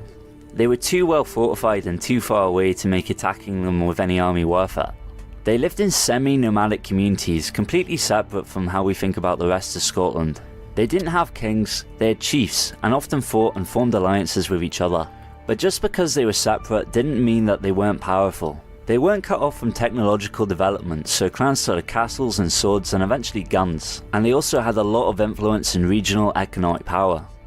The Highland clans were a distinct people separate from the rest of Scotland, kinda like how today Scots are distinct from the English despite both being British, although most Scots today don't actually think of themselves as British, but we haven't got there yet. The clan system had been in place for centuries. Sure, they'd been attacked before by outsiders like the other Scots, the English, the Irish, but the clan system held firm. As recently as 250 years ago, there was a distinct people and cultural group within Scotland, unique to not just Britain, but much of Europe as a whole. That was about to change. In 1691, all Scottish clans were called upon to swear allegiance to the new royal couple. The chief of each clan had until the 1st of January the next year to provide a signed document swearing allegiance to William and Mary. There were some rebellions, but many were willing to sign for the sake of peace. One of these was Clan MacDonald, but there was a problem. The MacDonalds had already sworn allegiance to James VII before he was deposed, and they had to ask if they could break that oath first. Communication during this time was slow. Damn. Oh, well, it's paused. If you ever visit Glencoe, it is an eerie, haunted place. Nothing lives there. Nothing goes near. Well, people do go and visit it, but it is. You feel odd. Let's just put it that way. It is beautiful, don't get me wrong, it's stunning and everything, but it just feels creepy and haunted and stuff, so. Especially in the Highlands. And it wasn't until days before the deadline when the former king's message arrived, giving the MacDonalds approval. On his way to deliver the oath, the clan chief was held up by a rival clan, the Campbells, so he was a couple of days late by the time he actually got there to give the oath to the Scottish Secretary of State. He was a bastard, thinking of most Highlanders as savage barbarians, and he also particularly hated the MacDonalds. Despite them pledging their allegiance to the new monarchs, because it was a few days late, the secretary rejected their claim. What a dick. Worse still, the clan chief had no idea. He thought he just secured peace for his people. Meanwhile, the Secretary of State was arranging to make an example out of them. So in late winter 1692, when a small army under the command of Robert Campbell came, asking the MacDonalds for shelter to brace against the harsh storm, they accepted. For almost 2 weeks, the clanspeople shared their homes with the army. They shared their food, their shelter, they joked, they played games. It was all very wholesome. Until it wasn't. On the 13th of February, a blizzard swept over Glencoe, where the clanspeople were living, and the soldiers received new orders. They acted like nothing had changed. They continued playing cards, they bid their hosts goodnight, and waited until they slept. Nearly 40 clansmen were killed in the massacre, some still in their beds, and of the women and children who did manage to get away, they were left to freeze in the cold of the harsh Highland winter, with the only warmth available to them being their houses, which were now on fire. Even by the standards of Scottish history, this was one of its darkest chapters. Even at the time, people were outraged all over the British Isles. Their women's shriek was heard in vain, nor infancy's unpitied plain, more than the warrior's groan could gain, respite from ruthless butchery. The winter wind that whistled shrill, the snows that night that cloaked the hill, though wild and pitiless had still far more than southern clemency.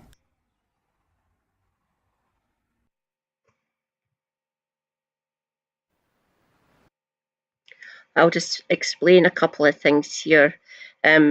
Hospitality up here at that time, to shelter from the storms like this, it was this utter breach of hospitality. You were invited in, you were fed, you were entertained, you were allowed to rest until the storm passed. So doing this was utterly despicable, utterly despicable. That rivalry's forgotten now, but for centuries after, lots and lots of years after this, the Campbells were rightfully hated by quite a few of the clans here on the West Coast and in the Highlands. They just despised the bastards, essentially, especially that one that was down in Edinburgh. He was a bastard, and doing that was just totally unforgivable. What circle would he go into?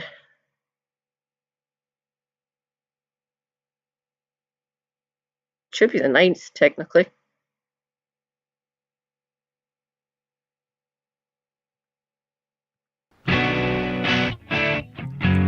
It's the 1690s, and by now, colonialism was in full swing.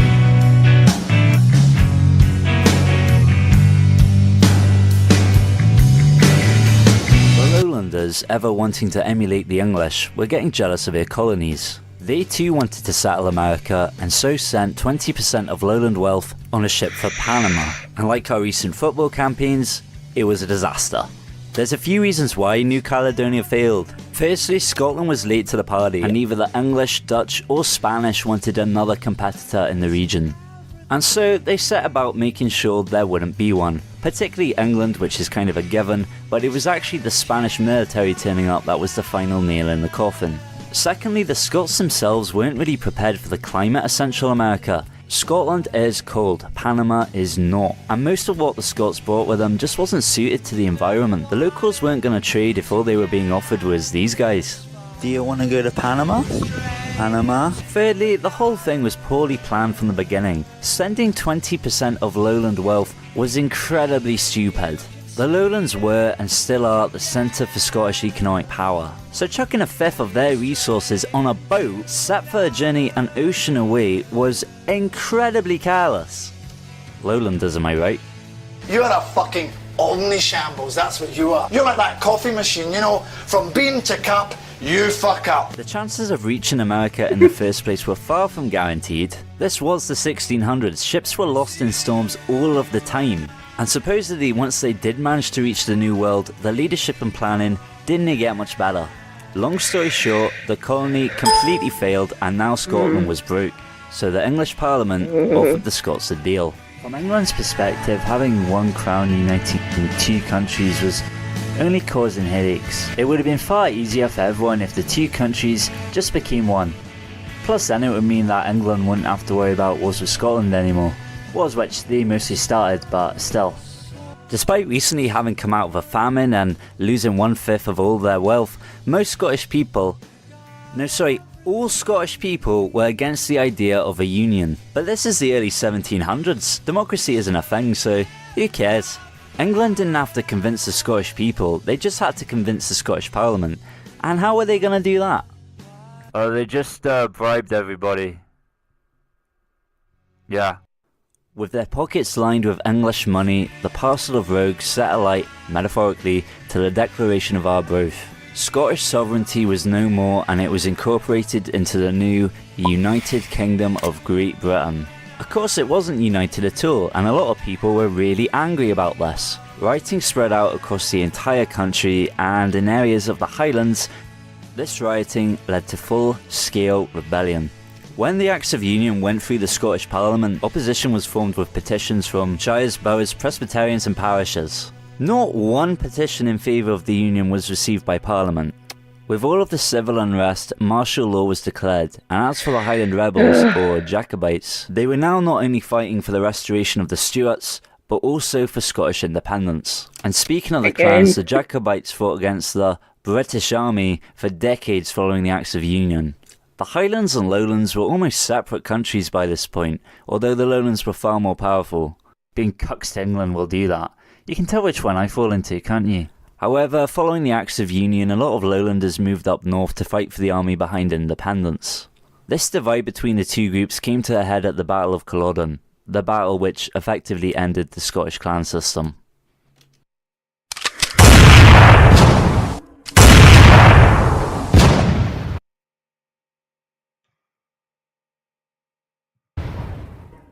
During the battle, the Jacobites were completely wiped out, and in the aftermath, the clan system was dismantled. Clan chiefs had their land confiscated, and many Highlanders were forced into the British Army, exiled or executed. Even wearing tartan was made illegal. You there, sir? I certainly have you got tartan. Well, no, I don't, but... Oh, no? Have you got... The British sought to completely destroy Highland culture so there never again would be a rebellion against the monarchy. From the 1750s there were the Highland clearances. Clansmen were forced to move away from their homes and forced to move into the lowlands. The Scots' distinct group of clans with their own way of life were no more. And aye, a lot of people did starve as a result of this. At the start of the 18th century, around 30% of Scots lived in the Highlands and Islands. By the turn of the 20th century, this figure was just 8%. With their land confiscated, their houses burned down, and even their way of dress being outlawed, many Scots left the country altogether. Many went to North America and the newly fangled 13 colonies, which was a contributing factor to their anti-British sentiment over there, and well, we all know how that turned out. This is why so many of you Yanks have Scottish ancestry. You're descended from evicted clanspeople. Congrats! So the UK was here to stay, and traitors, unionists, didn't want to think of themselves as Scottish anymore. They were Northern British.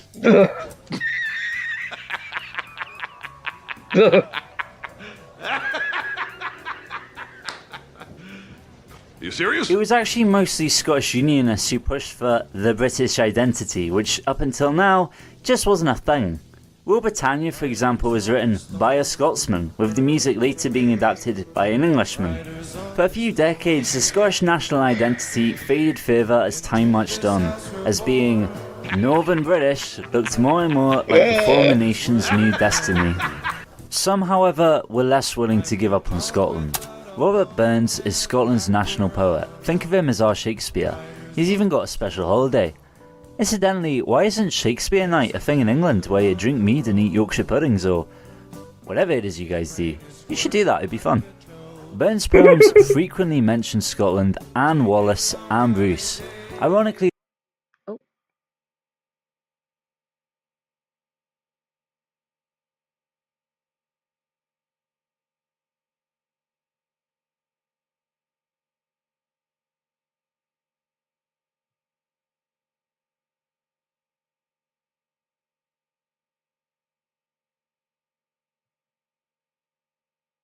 Northern British.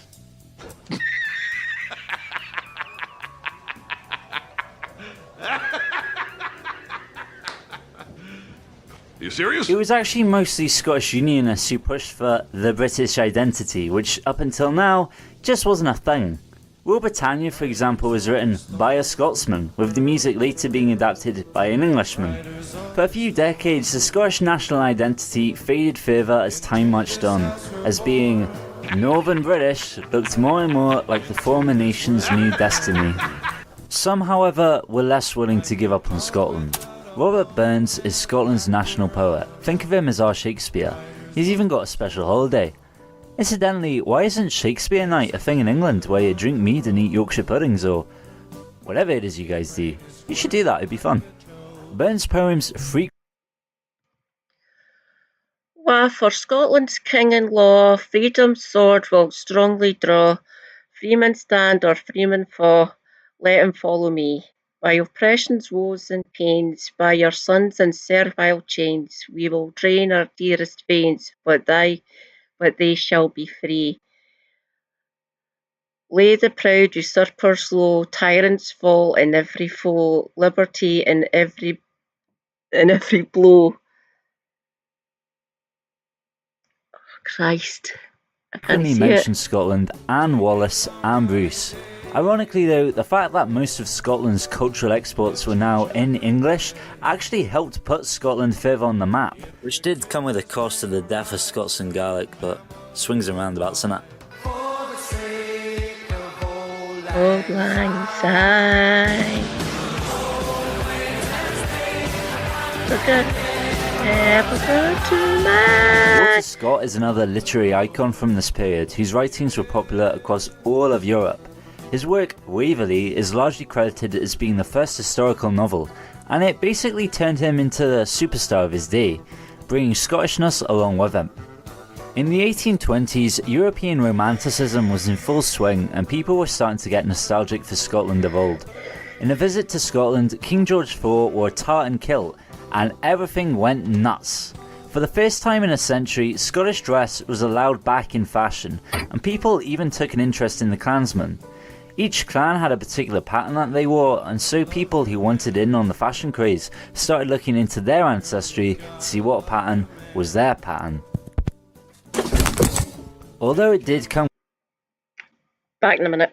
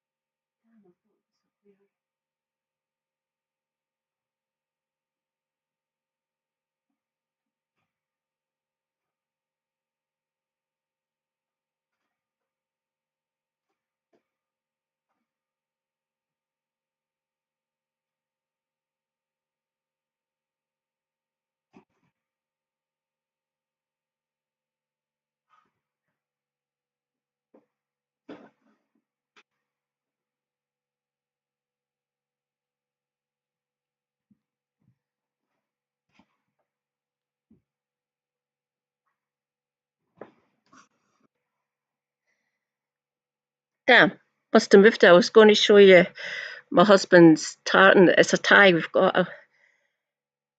We bought him his tartan tie for our wedding. Damn, that's a shame. Close to losing its identity, Scotland cemented itself as a country within the UK, rather than being Northern Britain. Seriously, Northern Britain? On the one hand, Scotland was the victim of colonialism, the Highland clearances, the suppression of the Jacobites, bribing the Scottish Parliament into non-existence. However, there's no getting around the fact that the British Empire was incredibly beneficial to Scotland, and the Union was formed at basically the perfect time. Not long after the Acts of Union in 1707, the Industrial Revolution started in England, and in 1778 the Scotsman James Watt, as in the measurement, invented his steam engine, and then it all went crazy. Although today the most famous universities in Britain are Oxford and Cambridge, back in the 1800s they were Edinburgh and Glasgow. This is why so many modern inventions we use today were made by Scottish people. By the way, if you've seen this list and you've gone, what the fuck? Bonus video on Patreon, we're gonna go through it together, give me a week or two. There's actually a lot of bonus videos on there and it's only £1.50 a month. £1.50 a month? What a bargain! For much of the 1800s, British hospitals stopped being death traps and actually started helping people.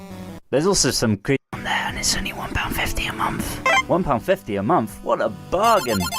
For much of the went crazy. Although today the most famous universities in Britain are Oxford and Cambridge, back in the 1800s they were Edinburgh and Glasgow. This is why so... Ha! Listen to me do something incredibly dull. This is all the things that Scots invented. Kaleidoscope, Chilean Navy, anaesthesia, typhoid vaccine, chicken tikka masala, insulin discovered, artificial diamonds, the Bank of England, cordite, type of explosive, the Scotch plough, electric toaster, flushing lavatory, genetic cloning, colour photography, percussion cap used in firearms, ghillie suit. A ghillie's like a gameskeeper. Pyroscope, the SES, the refrigerator, Bakelite, roller printer, gin and tonic, Bovril, Old Lang Syne. The US Navy was founded by John Paul Jones. The steam engine, the pneumatic tyre, wave power generator, Gregorian telescope, hollow pipe drainage, adhesive postage stamp, oil refinery pin, hypnotism, ice hockey, Aussie rules, beta blockers, the BBC, lawnmower, Christ almighty, overhead valve engine, incandescent light bulbs, tarmac, marmalade, curling, obviously, like curling. The breech loading rifle, hypodermic syringe, naval light signalling, big round thing, the blinker thing. Tubular steel, pedal bicycle, the Glasgow coma scale when you go into hospital if you're not to or anything. Penicillin, the Kelvin scale, named after Lord Kelvin, and Kelvin size and area in Glasgow. Postcard, postmark, the Bank of France. This is getting mental. London School of Hygiene and Medicine. A really good place to study. The vacuum flask, radar, Encyclopedia Britannica, steam hammer, electric clock, Stirling heating engine, sulfuric acid, Buick, the American car company, the fax machine, fingerprinting, rugby sevens, wow, the telephone, we try not to talk about Alexander Graham Bell because he was a eugenicist.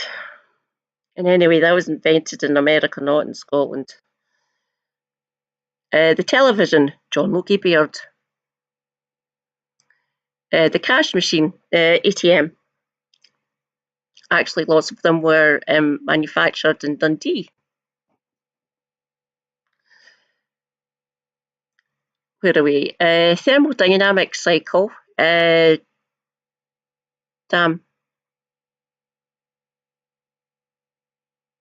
Crap. I've forgotten. Radiation therapy. So, cancer treatment. Golf.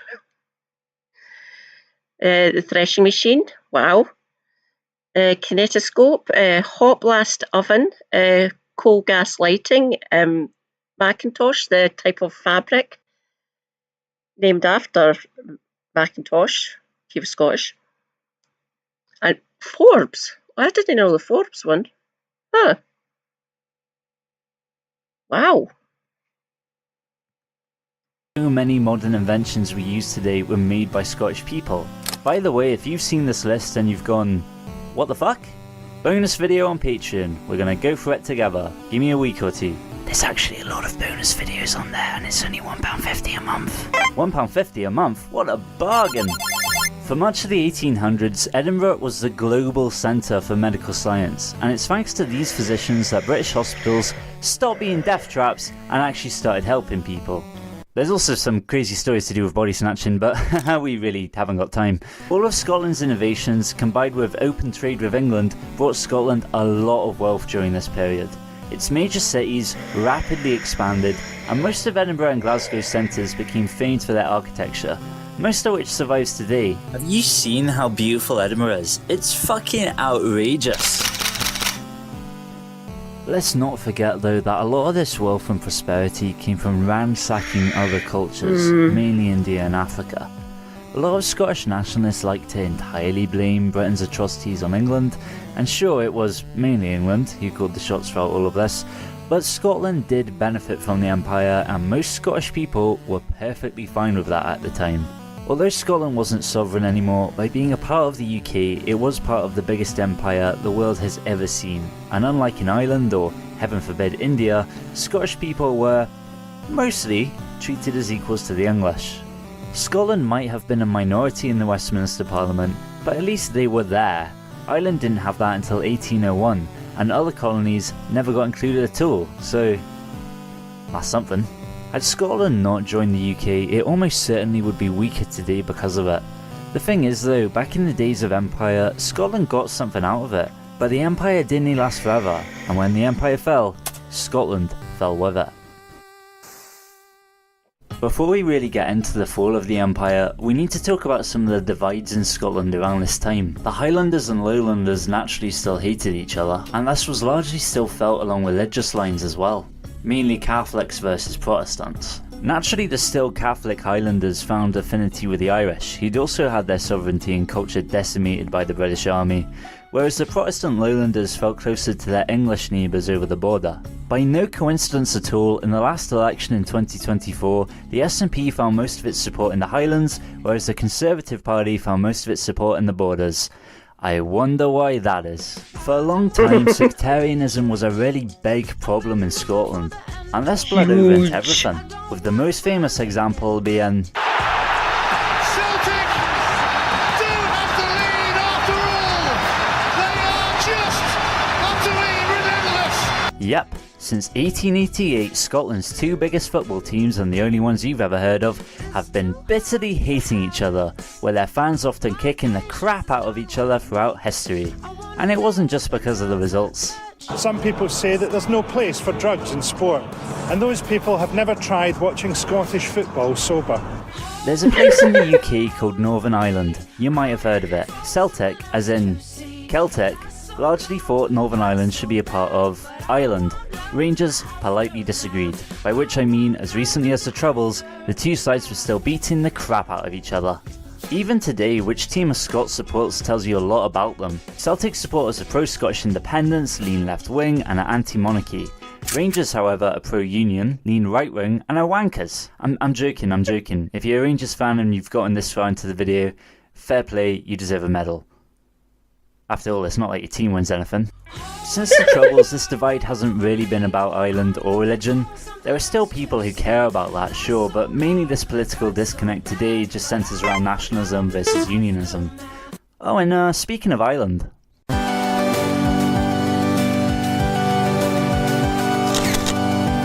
Unlike Scotland, Ireland joined the UK at a time where not everything was being decided by the nobles and aristocrats.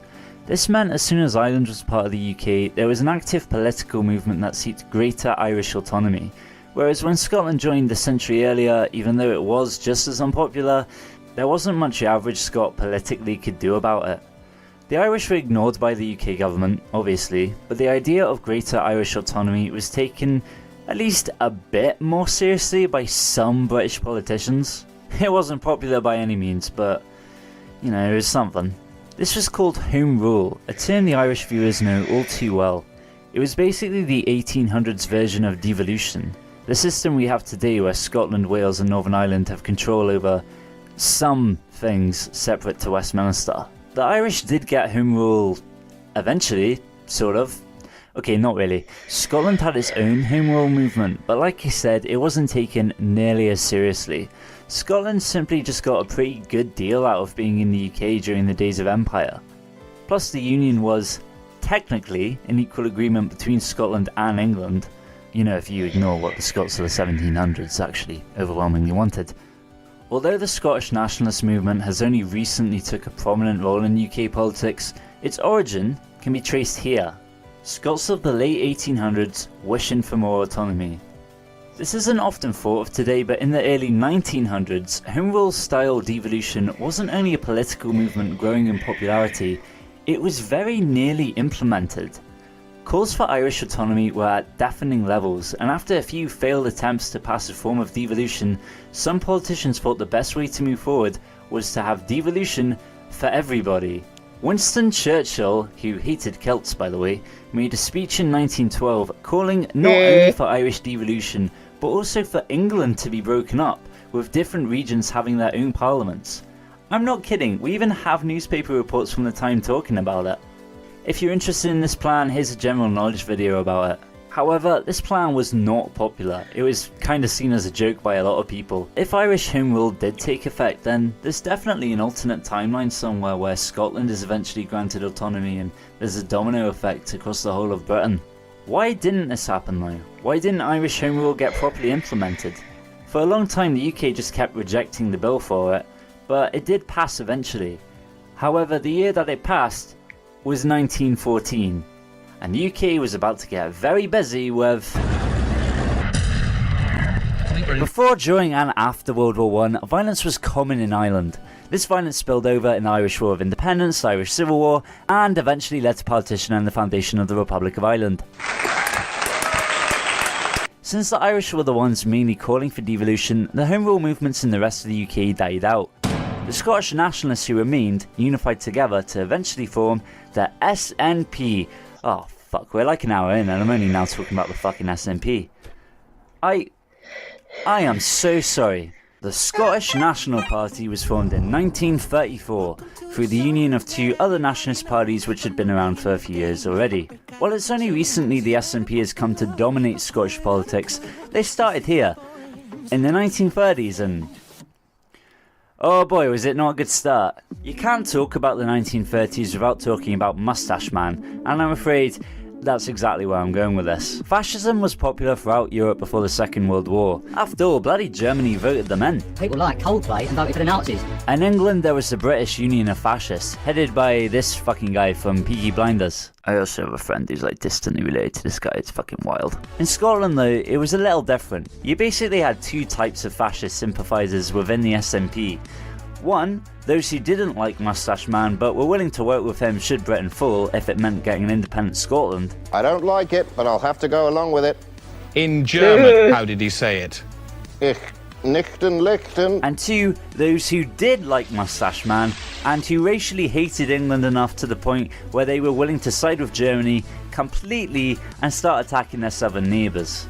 Luckily, the SNP was basically irrelevant as a political force back then, and most Scots were still willing to be a part of the Union. When war did break out between the UK and Germany, the UK government cracked down on any German sympathisers, and a few SNP politicians spent chunks of the war in prison. So that was a bit awkward. After the war, the SNP continued to be mostly irrelevant, and our story doesn't pick up until... The general election in 1955 marked the last time that Scotland voted for the Conservative Party. There's no single reason for this, call it a lot of small things coming together, but it usually comes back to the fall of the Empire. Without the riches that the Empire brought, Scotland just didn't get as good of a deal in being in the Union anymore. At one point in the early 1900s, a fifth of all ships in the world were made in Glasgow. At its peak, there were over 200 shipyards on the Clyde. Today, it's 2.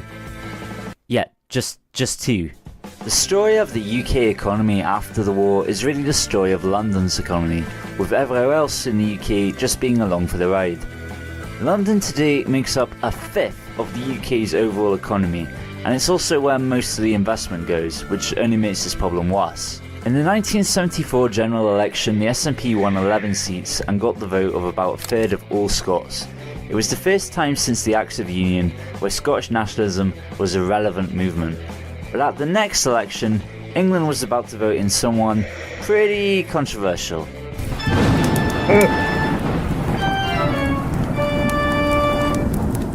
In the late 1970s, faced with the decline of the British manufacturing industry, Margaret Thatcher decided to more or less end the UK industry and switch the economy so all of the jobs went to financial services. Bleh. We hate this bitch. With most of those jobs being, well, guess what? If I talk about Thatcher in every Disunited Kingdom video, I'd be repeating myself a lot. So fuck it, I guess she's gonna get her own video eventually. But TLDR, Thatcher is hated in Scotland so much because she killed Scotland's economy by doing this. Maybe you disagree with that statement and think Thatcher did a great job in Scotland? Then why do so many Scots, Welsh and Northern English people hate her to this day? Thatcher isn't just hated in Scotland for that though. No. The rioting began when police tried to clear Whitehall after demonstrators refused to move from the entrance to Downing Street. With their socially and economic divisive policies, which were particularly opposed in Scotland and Wales. We will never forgive the poll tax being imposed on Scots a year before the rest of the UK. The poll tax, which was eventually scrapped for being massively unpopular and massively unfair, was basically a taxation system which was introduced in Scotland the year before it was introduced to the rest of the UK, making the Scottish people guinea pigs, if you like, for a policy that was so unpopular it eventually led to the downfall of Margaret Thatcher. And all of this in a country which famously stubbornly refused to go back to voting Tory. Almost as if she was really sticking a poll tax shaped knife right into all of our hearts. Many people credit Thatcher for inspiring a new generation of sexists. I, however, firmly believe that the devil is gender neutral. There's a lot more, but this video isn't really about Thatcher, so that one will be coming, in my schedule, about 2034? Ironically, the SNP kinda helped Thatcher bring down the previous Labour government after they reneged on the promise to grant Scotland and Wales devolution. You see, in 1979, Scotland held a referendum which asked the people of Scotland whether or not they were in favour of having a devolved government. 52% were in favour, 48% opposed, which funnily enough is the same result another UK-wide referendum had 37 years later. It was a clear but close mandate for devolution, but since the election turnout was only 63%, a figure higher than most of what our modern general elections get by the way, and only half of those people voted in favour of devolution, the Labour government said it didn't have enough support, and so the vote didn't count. They bloody well rigged it. A lot of people, a lot of boomers, like parents, my parents, everyone that was born just after the war up until then, most of them wanted to do this. They wanted the Parliament back, essentially, but they'd rigged it. We had to get 75%. So they said you haven't met the criteria. It had to be 75% of the population that voted in that vote. All of the population, 75% of the population. So that includes people who can't vote, who are either in prison, are ineligible for other reasons, or are children. God damn it, bloody bastards.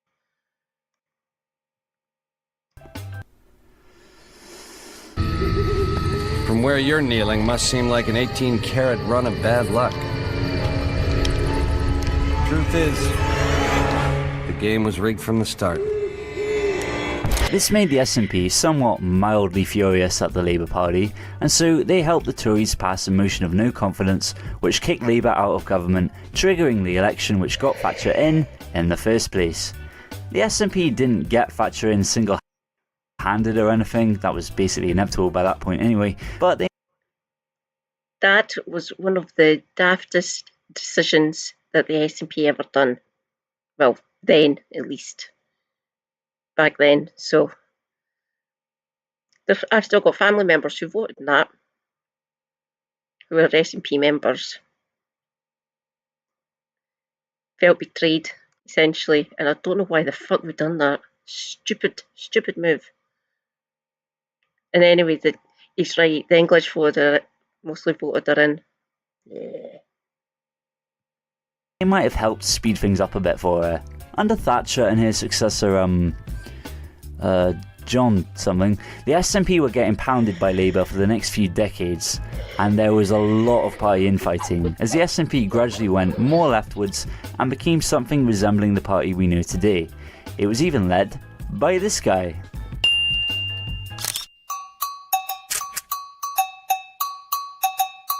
In 1997, Tony Blair brought the UK the first Labour government in nearly 2 decades, and with it came a lot of changes.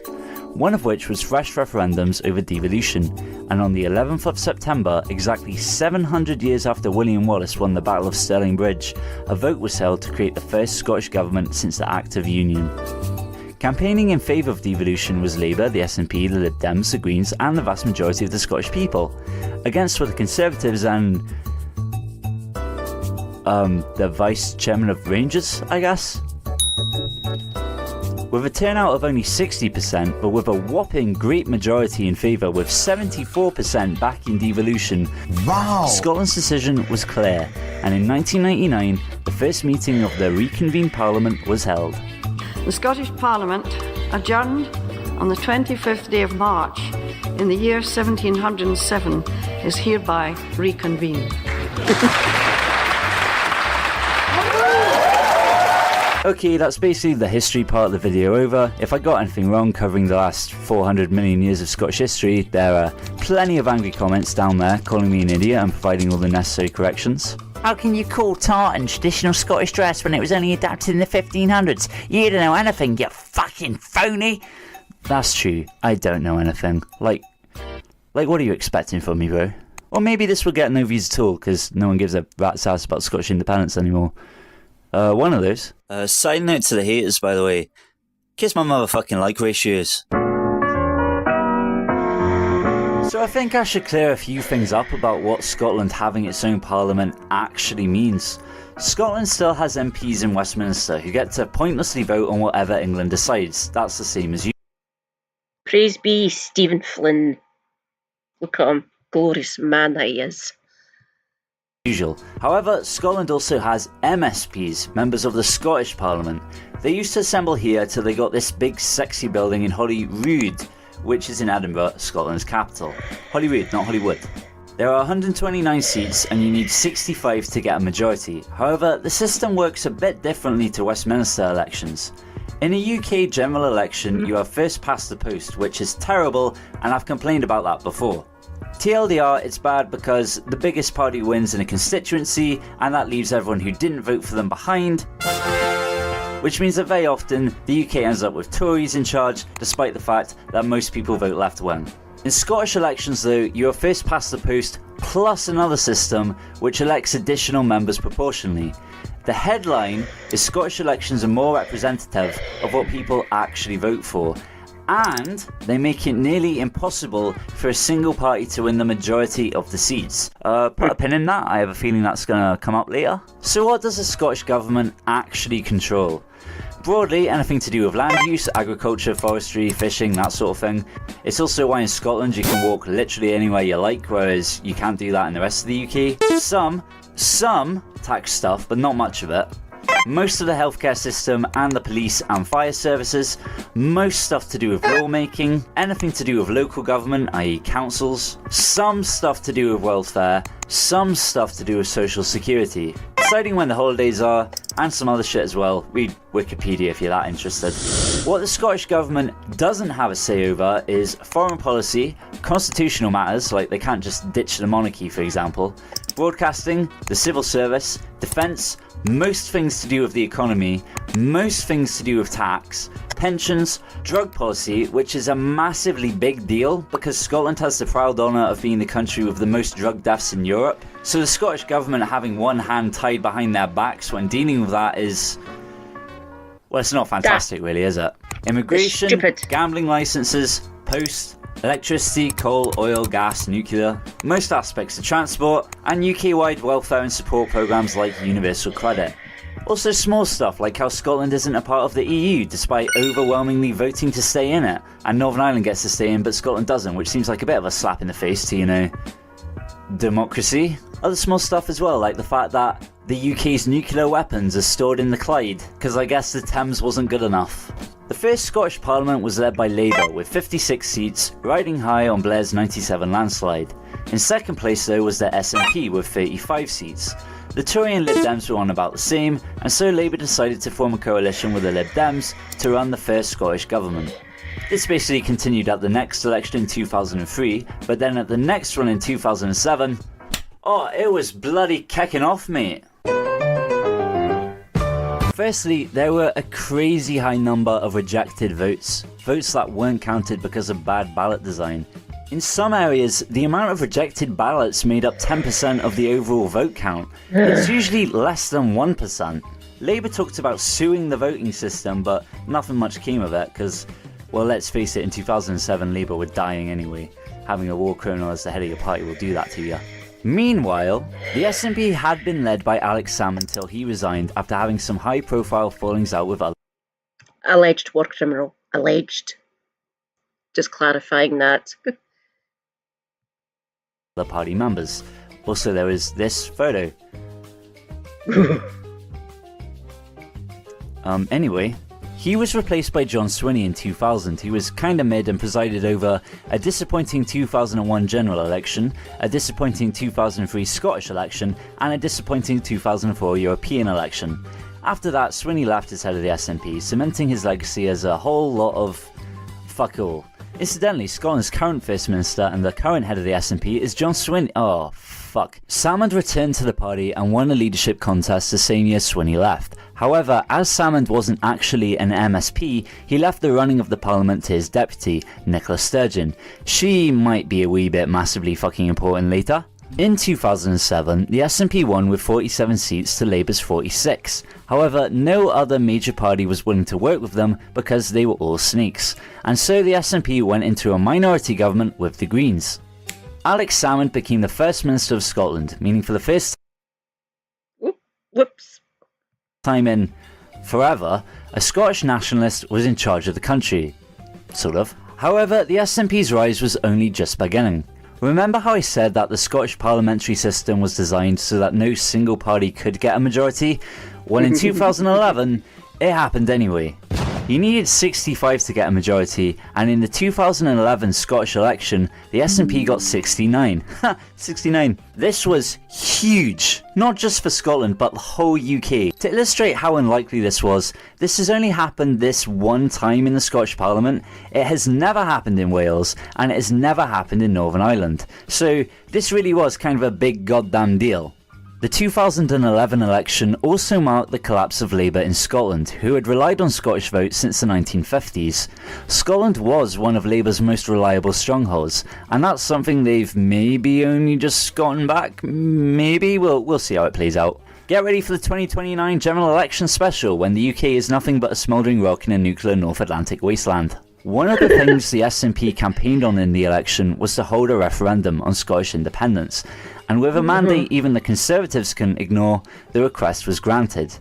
And so it was eventually agreed that on the 18th of September 2014 there would be a referendum to finally decide whether or not Scotland should leave the United Kingdom. Strap the fuck in, lads! In hindsight, the referendum came just before the world started to go completely mental. Like, you look back at some of the reporting and it's like, will UK politics ever be this divisive and crazy again? When obviously we know just 2 years later Brexit happened, then 3 years after that came Johnson versus Corbyn, and then COVID, and whatever nightmare we currently find ourselves in. It was also a few months before the migrant crisis started, and only a few months after Russia invaded Ukraine. Just a weird little moment in history. Had the referendum been held at a slightly different time, I think it probably would have gone a very different way. But, well, here we are, I guess. I think it would be good for you to know why I support independence. This is, after all, my video, and I think it would be good if you knew where I was coming from. Firstly, I feel I should say I do not hate English people. I wish you weren't in charge of my country, and there are certain xenophobic elements of English culture that I don't think exist in Scotland or Wales, but on the whole, I don't have a problem with the English as a people or anything like that.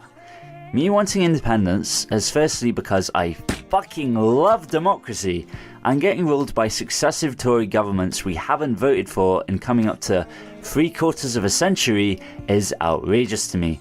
Particularly since I think the Tory party has done a lot of damage to Scotland and has completely fucked over my generation, hence why basically no one my age voted for them in the general. Secondly, I do not buy the economic fear-mongering that Scotland couldn't manage on its own. Scotland is rich in natural resources and renewable energy. It also has a hell of a lot of fresh water, which in due time will probably be more valuable than all of the heaps of oil we've got. And then the other side of this is that for all the supposed economic benefits of staying in the UK, I haven't seen them. The UK's economy is almost entirely centred on London and the South East. Most of the investment goes there, and if Scotland is rich by being a part of the UK, that's only the case on paper. I'm not an economist, duh, maybe I'm wrong, but on the ground, once you get out of this corner of England, it seems the rest of us just don't really get a look in. On the patriotic argument, all the gooey feelings about the UK and Britain and all of that, Britain today does not exist. Britain is just a byword for England at this point. I feel that's something most of us can probably agree on. Like I said an hour or so ago, most Scots don't identify as British anymore, just Scottish, and that includes people who are pro-UK. When I say Britain, you think of tea and King's sausage fingers, not tartan and deep fried Mars bars. My dad served in the British Army. He fought in a war for the UK and he got blown up for it. He survived, don't worry about it, but not all of his friends did. You know in the movies when the military put the British flags on the coffins? Well, for one of his mates, they took the flag back. They took the flag back. I mean, come on. Some commenters will say that's fake news, but, well, I don't know what to tell you, Chief. It happened, and my dad was so insulted by this, he decided to leave the army that day. As he told me many times growing up, if he and his mates were fighting for the British flag, and this was their reward, what was the fucking point? So when I see unionists saying people who support independence are spitting in the faces of everyone who died for Britain, unless you're speaking from experience, shut the fuck up. In short, I support independence because I think Scotland should be governed by the parties it votes for. I believe economically, at the very least, we wouldn't be that much worse off on our own. We could even thrive if we handled it right. Plus, we could rejoin the EU, which is something I care a lot about and a lot of other young people care a lot about. And I also have far more love for Scotland and Wales than I do the UK, which I see as a mythical invention that is just another way of saying England. And I fundamentally feel the people in charge of England care about England first, or rather, this corner of England first, and everybody else second. And I am many horrible things, but English isn't one of them. You can disagree with me on this stuff, but it's what I think, and it's what a lot of other people in Scotland, Wales, and Northern Ireland think too, hence this video series, innit? Anyway, let's get to the title of the video. It only took us a brisk hour. Okay, let's rip the plaster off. There were two campaigns during the referendum, Yes Scotland and Better Together. Yes Scotland was mostly made up of the SNP and the Scottish Greens, whereas Better Together was mostly made up of the three main parties of the UK. In charge of the campaigns was Alex Salmond and former UK Chancellor Alistair Darling. To win, the SNP made clear a simple majority would do, whereas Darling's side said that the yes vote had to get under 40%, otherwise there would be more referendums, or neverendums, in the future. Of course, if you're going by these definitions, neither side actually won. Great. Many famous Scots threw their hats in the ring. Andy Murray, who received a lot of abuse online, Alan Cumming, Brian Cox and Andrew Sean Connery also all backed independence. Back in the Union with J.K. Rowling, he donated £1 million to Better Together, John Barrowman. I am Scottish. I do have an opinion. And I do have a voice. Yeah, usually an American one. Susan Boyle. Man, remember when Susan Boyle was a thing? And a hell of a lot of famous English people. Fun fact though, they were no before, but in the intervening years, 2 Doctor Who's and an Obi-Wan Kenobi are now Yes supporters. That fact was really just for me, to be honest. Also backing the Union was more or less the entire British political establishment, including most of the media. My favourite highlight was probably this article by The Guardian, where they listed 76 things they were sorry to Scotland for, with love for England. They go over... So sorry for the years of heartless Conservative government. Stop fucking voting for them then. That you never voted for that ripped the heart out of the Scottish mining, steel and shipbuilding industry, butchered public services and imposed an unwanted, dismal neoliberal ethos on a land to which such a callous political and economic philosophy was inimical. It's a lot more you can fucking apologise for.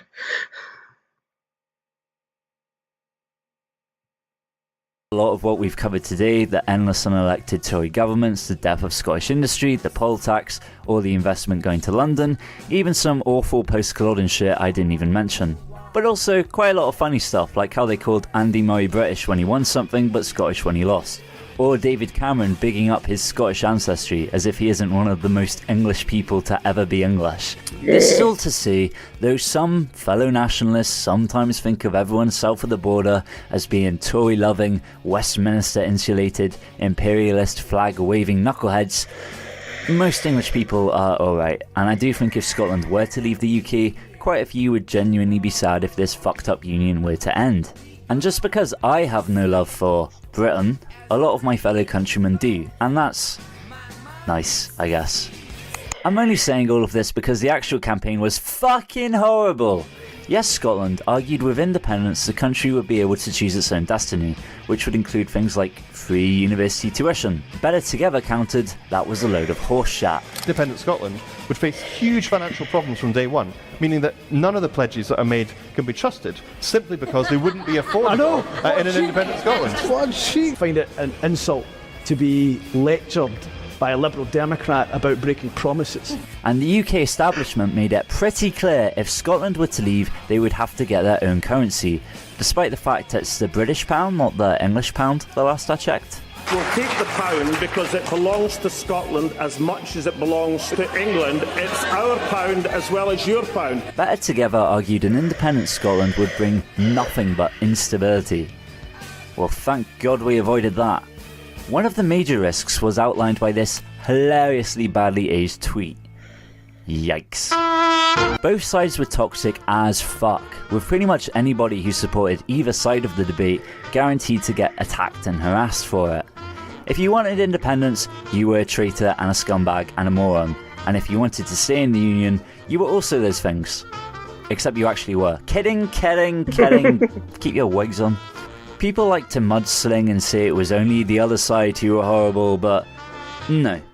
Take my word for it, we were just as bad as each other. Better Together was accused of scaremongering. The Sunday Herald claimed that privately, some inside Better Together even referred to the organisation as Project Fear, a phrase so catchy it got used again against the Remain side on Brexit. According to the Better Together campaign chief, we would have struggled to win without scaremongering. Motherfucker! 2 televised debates were organised between Salmond and Darling in the closing weeks of the campaign. According to post-debate polling, Darling won the first, but Salmond won the second, with both being relatively close. According to this guy, who's the guy when it comes to UK polling, in 2013, No was leading in support by 17 points. As the date of the referendum rumbled closer though, the gap got thinner and thinner till it was too close to call. Just before the referendum, David Pigfucker Cameron, Cuck Clegg and Ed Millipede signed this worthless tripe about how if Scotland stayed, there would be sexy new powers for the government and everything would be different. But we're not going to tell you exactly how different, but please don't leave. And if you do leave, you can't keep the pound, because that's ours, and we're not sharing. And if you're gonna leave... And this vow ended up being about as worthless as the men who signed it. For one day, the eyes of the world were centred on our damp, beautiful, drug-addled corner of this island. Survey of 6 polls says ultimately the answer will be no, but it's close. You see the numbers, 52 to 58%. Scottish independence. God, he wasn't wrong. The campaign from both sides was toxic as fuck. I know why I wanted my independence. Well, we had a referendum a decade ago, and yes, Scotland lost, unfortunately, so we're technically still part of the UK.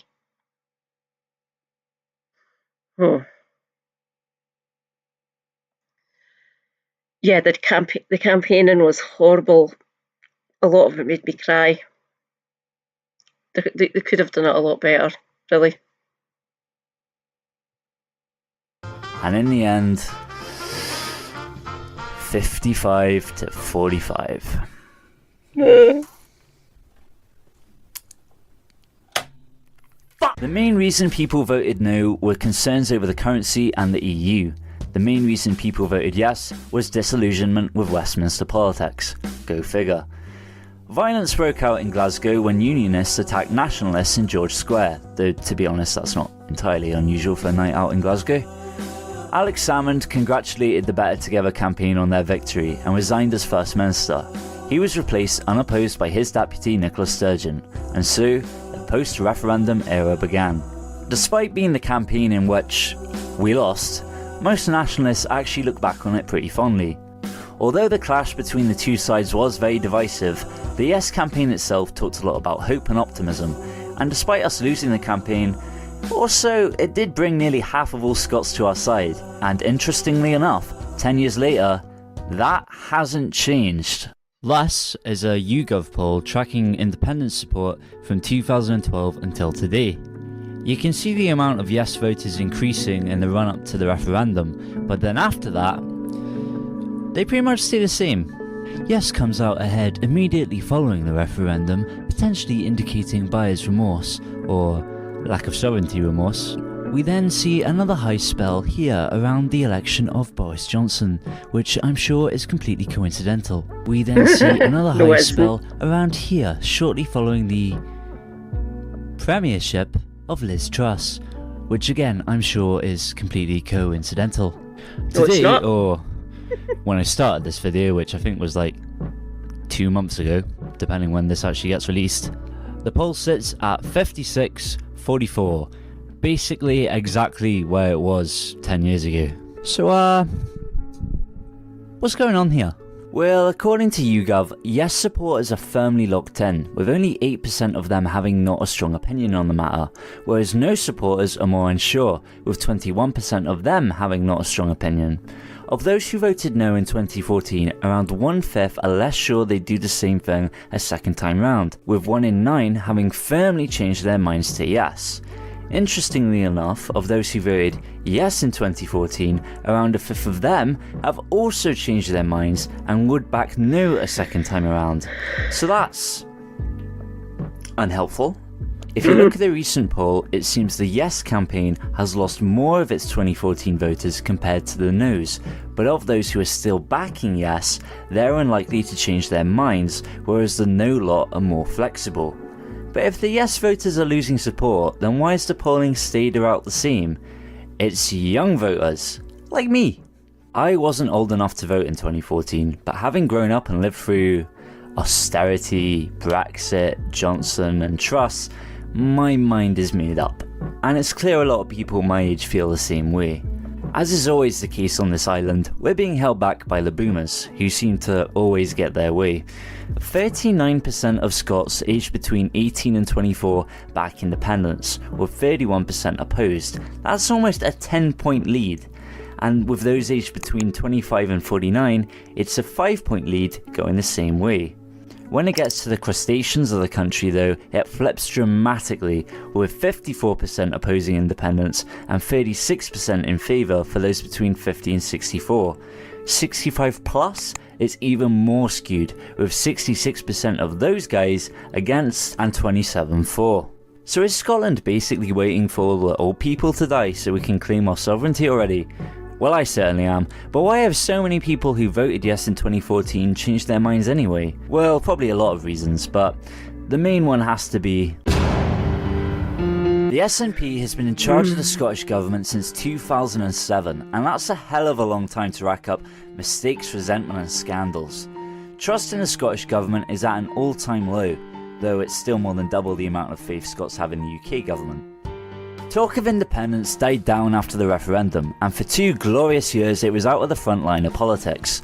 That all changed though with Brexit. Scotland could be pulled out of the European Union after the people of Scotland had voted so overwhelmingly in favour of staying with the European Union. One of the main reasons Better Together argued against independence was that it would jeopardise Scotland's place in the EU, but following the result, Nicola Sturgeon released a statement in which she said, "There are many people who voted against independence in 2014 who are today reassessing their decision." From then on, they kept promising a fresh independence referendum, which would be coming any day now. Thing is, the Conservatives were never going to let that fly, and this all came to a head when the UK Supreme Court eventually ruled that the Scottish Government could not hold a referendum on independence without the UK's permission. Of course, that did not stop Sturgeon promising one anyway. Now, though I agree with her that Brexit did represent a significant shift in the debate, since the polling didn't really budge on Scottish independence, and since I just fucking love democracy so much, instead of pushing for a second referendum, which wasn't going to happen, I reckon the SNP should have probably focused on securing Scotland a similar deal to what Northern Ireland's got, both being in the UK and the EU. This is also what most Scots want. So, you know, if you disagree with that, then you are basically saying you disagree with the democratic process, you fucking authoritarian. Rejoining the EU, kind of a big deal to a lot of people my age, especially in Scotland. Meanwhile, independence aside, the SNP's record has not been flawless. For one thing, they've spent hundreds of millions of pounds on 2 ferries that were commissioned 9 years ago that still haven't been finished yet. Scotland has a lot of islands, with a lot of islanders reliant on ferries, and even a lot of the mainland is a faff to get around without them. Like how if hypothetically I wanted to get from Dunoon to Greenock by ferry, it takes 50 minutes, but without the ferry it adds an extra hour. And sometimes they cancel or delay the bloody things, usually with short notice, and you have to get a bloody bus to Hunter's Quay, which then takes you to the wrong side of Gurrock. You know, hypothetically. This is all hypothetically. With Scotland's ageing ferries desperately in need of modernisation and replacement, many folks were glad to see the announcement of 2 new ferries being built in 2015, which was supposed to cost 97 million quid. But incompetence, like installing the wrong cables on the whole thing for one of them, led to that 97 million ballooning to closer to 400 million. 400 million! And nearly a decade after they were commissioned, we still don't have the bloody things. The shipyard meant to build the fuckers, one of those 2 remaining ones still left on the Clyde, fell into administration and had to be bought out by the Scottish Government themselves. All in all, it's been a pretty embarrassing fiasco, and one of the more avoidable scandals the SNP have found themselves in. At the same time, funds raised by the party for backing a non-existent second independence referendum are missing, and SNP members in charge of finances have been resigning left, right and centre. Police Scotland launched an ongoing investigation into the party for potentially committing fundraising fraud, which notably saw the arrest of Nicola Sturgeon's husband, and he would eventually be charged with embezzlement. In February 2023, Sturgeon herself resigned, basically saying she was knackered from running the country for just shy of a decade, and this had absolutely nothing to do with the finance scandal. Anyway, 4 months later, Nicola Sturgeon was arrested in connection to the SNP finance scandal. Scotland's hugely influential former First Minister was arrested this afternoon by police investigating alleged misuse of funds. Sturgeon herself has not been charged as of the making of this video, and this is all still ongoing, so we'll have to wait and see what happens. But obviously this is all pretty bad.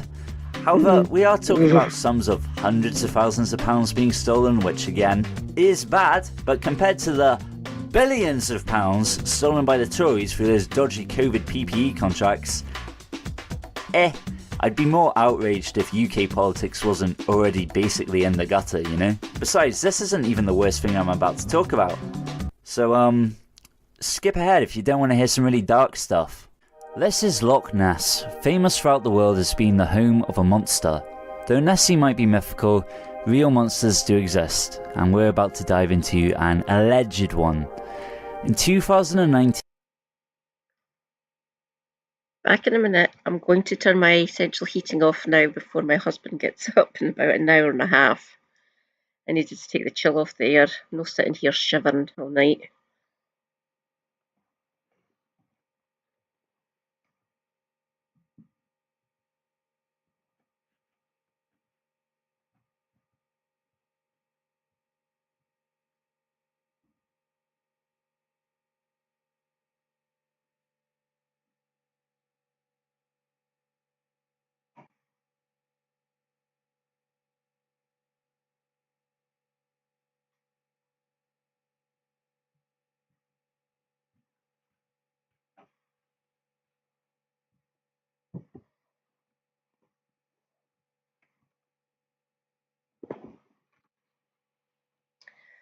Okay,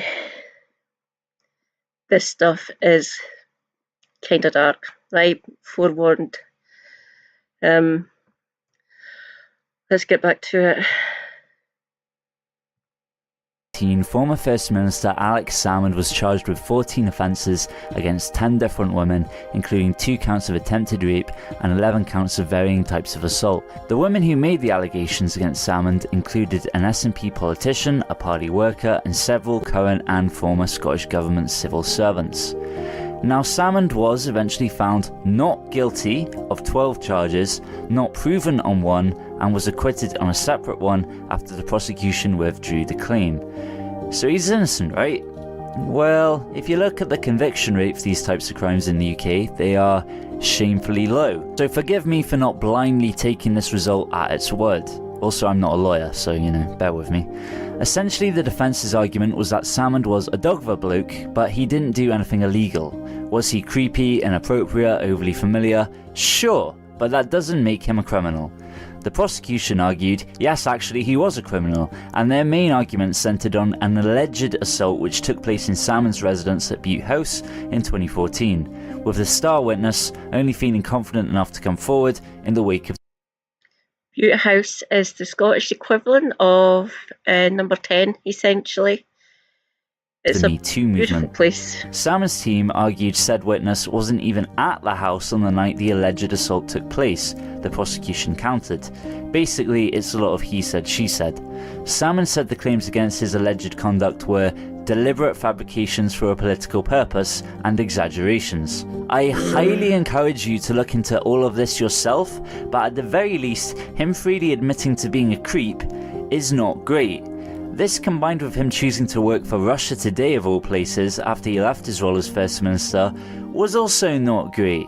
Before the trial, there was an internal review by the SNP which was described as being unlawful, unfair, and tainted by apparent bias. In a private meeting between Sturgeon and Salmond discussing their allegations, Sturgeon came out of it having felt betrayed after Salmond admitted to her he had previously had to apologise for inappropriate behaviour towards a female civil servant during his time as First Minister. From that moment on, the relationship between Salmond and his former deputy was beyond hostile. In the SNP's internal review, the party appointed an investigating officer who had prior involvement in the case. This was a breach of the government's own guidelines, and so when Salmond sued the Scottish government claiming they had acted unfairly, he won, meaning the Scottish government had to pay Salmond's legal fees. Everything about this case, from the SNP's handling of the review to their willingness to turn a blind eye to Salmond's inappropriate behaviour during his tenure, behaviour which he admitted to, is pretty fucking bad. It's certainly, in my opinion, the worst thing the SNP has done in office. The whole thing is just a Salmond left the SNP in 2018 and went on to form the Alipur Party, a pro-independence alternative to the SNP that to date has not seen a single candidate elected into office. Alipur are basically a joke. Supposedly they're the more radical alternative to the SNP, but really they're for people who are obsessed with independence but who don't like the current administration. Really though, they're pretty fringe, and with recent events that happened during the making of this video, I doubt they'll be that relevant going forwards. Sturgeon and Salmond have both respectively somewhat trashed their reputation since leaving the office of First Minister. They still have a lot of support, don't get me wrong, but the general view of them, well, let's just say it's not what it was. Following Nicola Sturgeon's exit, she was replaced by Humza Yousaf, the first Muslim leader of a Western democracy, which is probably the only notable thing about him. He lasted just over a year before seemingly shooting himself in the face by backing out of a coalition deal between the SNP and the Scottish Greens, only to find without Green support, his position wasn't as strong as he reckoned. Also, a lot of people called him a racist after he complained most senior government positions in the Scottish government were given to white people, even though around 95% of Scots are white. Every prison governor, white. The chief medical officer, white. The chief nursing officer, white. The chief social work advisor, white. In the Scottish government, every director general is white. I mean, I get what he's saying, but maybe focus on getting those ferries done rather than rage-baiting Conservatives. Yousaf was succeeded by John Swinney, who's been leading a pretty quiet SNP ever since. Swinney's approach mainly seems to be to cause as little trouble as possible, hoping people's faith in the SNP hasn't been too badly damaged. Good luck with that. The SNP have damaged their reputation a fair bit with all these scandals, but that hasn't done much to impact the actual independence debate. After all, believing in independence doesn't necessarily mean you like or even support the SNP. It just means a lot of people are happy to vote for them, seeing as they're the only real pro-independence voice in the Scottish Parliament who actually have a decent shot at winning the next election. Aside from the Greens, I guess. You know, if a miracle happens. As I said earlier, polling on independence remains stubbornly about the same as it was 10 years ago, and polling for the next Scottish election remains pretty close with the SNP and Labour, but more on that in a minute. From 2011 until this year, the SNP won every single election in Scotland. In fact, in the 2015 general election, the party won an absolute landslide, taking half of all the votes in Scotland and winning 56 out of 59 seats. All but 3 of the seats in Scotland. Holy fuck. The SNP has done quite a lot of good. The reason you can't see the red is Edinburgh South, and it's Ian Murray, by the way. It's incredibly small when you put it on the map like that. You can't really see it. So we had one of each of the unionist parties. One Labour, one Tory in the borders, and one Lib Dem. Is it I think it was Carmichael up in Orkney and Shetland. That was it, just those 3.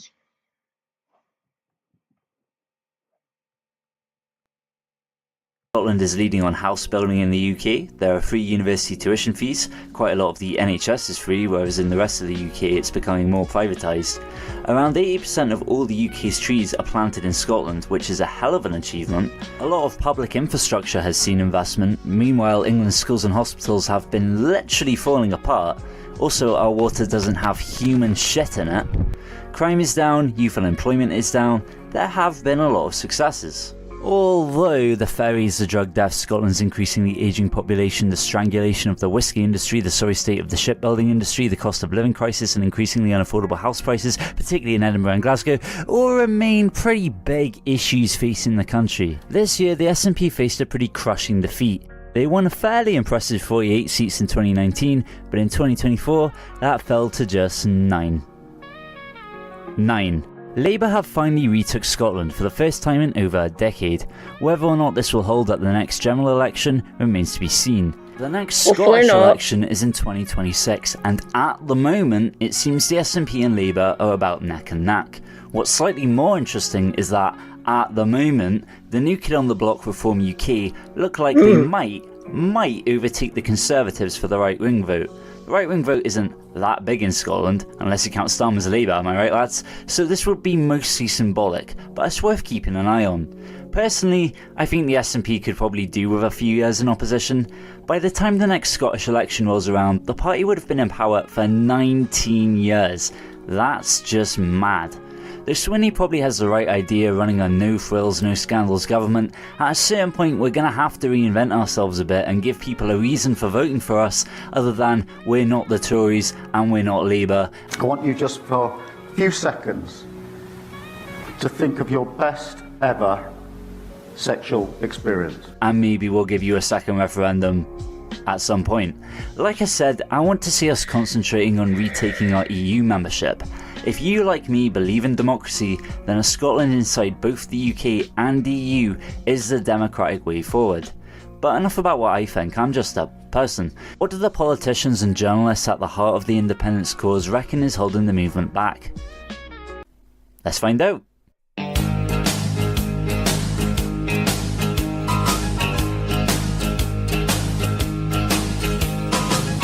I'm on my way from misery to happiness. I turned up at this Hope Over Fear rally in George Square and asked people what they thought was holding independence back.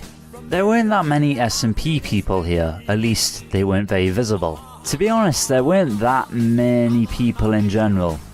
I did get talking to this Alapa activist and asked him what he thought. And the politicians have not been straightforward. Like they understood exactly what it means that we should put the independence of Scotland to the Westminster. But I don't think the issue of this referendum is going to work. We need to take a different dimension. He spoke in very vague language about pretty much everything I asked him, and also, as you can hear, it was kinda deafeningly loud because of all the music the stage was playing. Luckily, I somehow blagged my way backstage. They've let me backstage. They've let me backstage. This channel continues to punch above its weight, what can I say? Other than support me on Patreon. My next victim was Angus MacNeil, a former SNP politician who was expelled from the party last year. I'm Angus Brendan MacNeil, ex-MP for Nahealing in Year, and I'm here today in George Square at the Hope Over Fear rally with a good attendance and a very enjoyable event. I am so sorry how shaky the camera work is. And what do you think is holding independence back? Well, we clearly know Westminster is blocking a referendum, but what's actually holding independence back is the Scottish Parliament and the Scottish Government refusing to use the tool. Shana, darling, hello. Give me a minute, I will do that.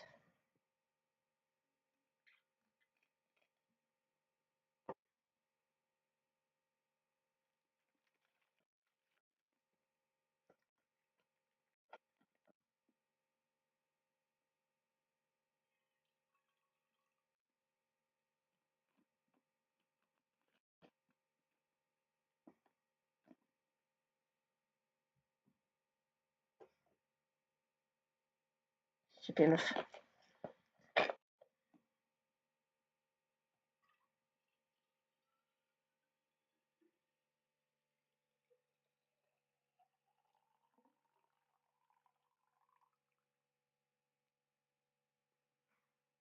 Yeah, fine.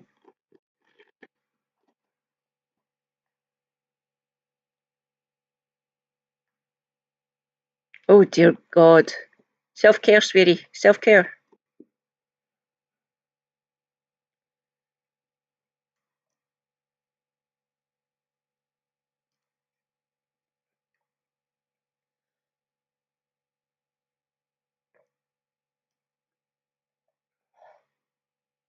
Oh, that's good.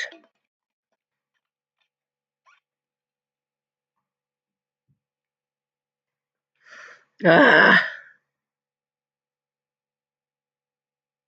Oh, lucky you. Chill. Okay, back to Brenton. They have. They can call an election on any question they want, whenever they want, to the majority of MSPs. The people can be consulted and asked about independence now if the Scottish First Minister John Swinney chooses.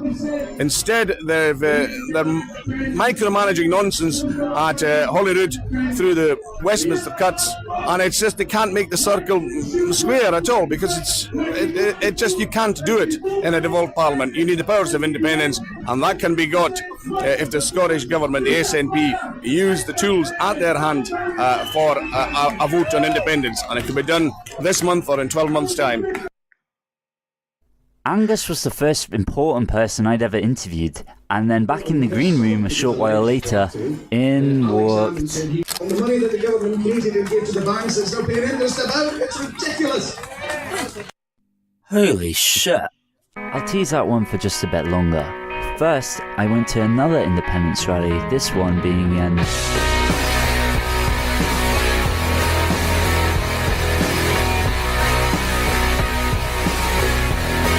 This event was held on the actual anniversary of the independence referendum, and it seemed to be a bit more mainstream. There was a lot more media coverage, and it seemed like there were more people in attendance as well. Here I managed to bag an interview with Lesley Riddoch, former editor of the Sunday Herald and the Scotsman, and she also writes columns for The Guardian and The National.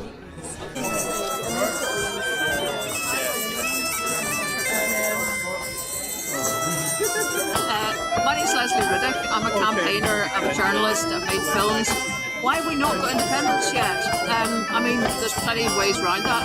We've not got the opportunity. We've had a breach of faith over Brexit. We've had, new circumstances. We've had everything that would justify another vote. But we can't have one because the world's most powerfully devolved parliament that we're standing beside today cannot consult its own citizens on the colour of their own pipes. That's why we haven't got a progress, because we're sitting on 50%. We've got young people who are far more yes than older generations. If we had a campaign when the temperature rises, we put on more votes. And Oops.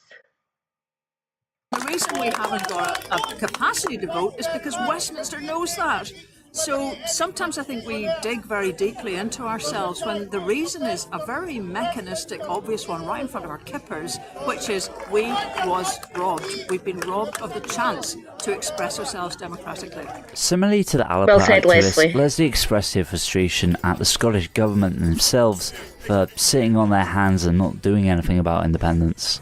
I would counter as a nationalist myself, I really don't think now is the time. I think right now the SNP should focus on getting its shit together and getting us back in the EU, while potentially roadmapping a future referendum in 10 to 15 years-ish time, which, will also probably be more likely to win it by then. One takeaway I had from Edinburgh was that there's still a lot of hope in the campaign. And if people like Lesley are anything to go by, the nationalist voice isn't going anywhere soon. Okay, let's get to the big guy. So, bit of a weird one. This video took so long to make that Alex Salmond has since died. Meaning, I have one of the last published interviews of the former First Minister of Scotland. Me. And it was the second ever interview I'd done with any kind of noteworthy person, all because I somehow managed to blag my way backstage at an independence rally. My life is quite strange sometimes. What do you think is holding independence back? Well, we've got a parliament that stands by and does nothing about the mandates it received or the threats to Scottish society, so we have to replace that parliament with people who'll do something. I'd never done anything like this before. I was nervous as shit.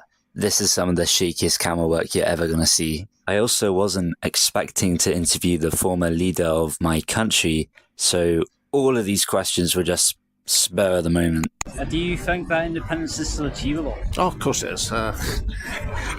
When I started on the first referendum route in 2012, support for Scottish independence was 28%. Now it's 50%, which of course is one reason why Westminster are not prepared to countenance a second referendum, because they think they'll lose. But look, most countries get independence through elections and through the ballot box. That's what we have to do now, but we have to get people who are willing to implement the mandate, who really believe. We need the real thing, to coin a famous advert, in terms of supporters of independence, not people who are playing it, people who mean it. It is so shaky. I'm so fucking sorry. Why do you think for the last 10 years the polls are still quite 50-50? Mostly disillusionment with the lack of resolve, grit, determination from the Scottish Government. I mean, people take only so much of being led up to the top of the hill and back down again. I think the remarkable thing is that support has stayed so high under these circumstances, and that augurs well for the future. But people, often in societies, you come to turning points. I mean, right now, for example, our biggest industrial complex is threatened with closure. We've got hundreds of thousands of pensioners in this land of energy plenty looking forward, if that's the right phrase, to a winter of fuel poverty. Now, if that's the sort of thing that doesn't galvanise people into action, then I don't know what is. But I expect that galvanisation. I note the event at the IMAX Theatre is a sellout tonight, so that's first class, and that's an indication that the tide's on the turn. A good thing too. I was so busy looking at him that I didn't even look at my phone to see just how terrible this shot was, but I could see his assistant marching over, so I thought about asking him a difficult question before he went off to do, you know, actual important stuff. Do you think... It's a bit of a mean question. Do you think Alapa will be playing a major role in achieving independence? Absolutely. I think, well, firstly, I think the only way we can get an independence majority in the next parliament is if Alapa gets 15% of the vote on the list vote. And that will elect about 24 MSPs. Now, they won't just be a contingent of Alapa MPs, they'll be the hard arm of the independence movement to keep everybody else on the independence track as opposed to wandering away from it, which is what they've done over the last decade. With Salmon's death, Alapa will probably collapse. Salmon's assistant came over, and that was it. That was one of the last published interviews of Alex Salmond, everybody. Thanks for watching? On my way back home, I ran into some car trouble. Luckily, I was saved by some kindly people from England who had lived in Scotland for 20 years or so. It was a classic case of Anglo-Celtic comradeship. So the kindly English people wanted to be kept anonymous, but I did ask what they had to say about independence. Well, to be honest, it was mainly just the bloke talking. The woman seemed quite bored by the whole thing and just went back into the cab. And he was essentially saying that it wasn't the case that Scotland was too poor to be able to be independent. He was basically saying the UK was already too poor. His main complaints basically boil down to we don't have industries anymore, and therefore we cannot compete in a globalized economy. If you've got countries like China, for example, who can manufacture things pretty cheaply, then how are Western manufacturing industries supposed to compete? I don't think this is an unfair perspective to have. Also, they collect magic mushrooms, which, pretty cool. An independent Scotland would certainly face a lot of challenges, and maybe now's not the best time to be diving into the next crisis. If the polling is to be believed, an independent Scotland is an inevitability. As long as people my age continue to support independence, then nationalism will eventually become the majority opinion of the country. I am not sure what the future of Scotland looks like. If I were to guess, I think we'll have more devolved powers in the UK in the near future, which will hopefully include EU membership. I do know that the system that currently stands is unsustainable, and something needs to give soon. Will Scotland stay a part of the UK? Only time will tell. But for now at least, it seems that we'll be staying in the disunited kingdom. Thank you for watching. If you want to consider supporting a demonetized channel that doesn't take sponsorships, then please consider joining my very cheap Patreon. Then you can be just as cool as Autumn, Caleb Gita, Creeplebugs, Juba or Jobber, Joseph Carpenter, Samantha Doherty, Spieth, Tom Jolly and Sweet Caroline, and Winged Harmony. Sorry this video took so long, everybody. I've been really busy with real life stuff. Also, I met one of you in person, which was very cool. That's it from me. Bye.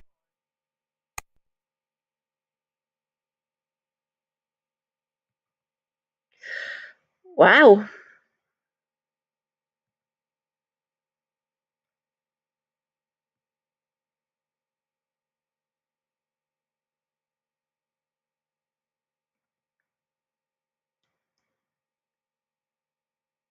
Yeah.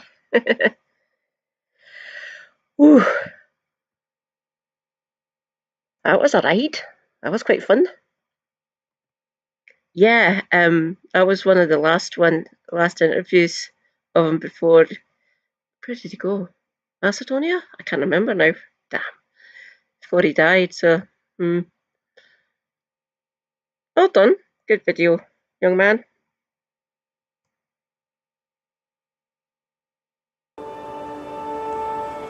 Turns out. Nope.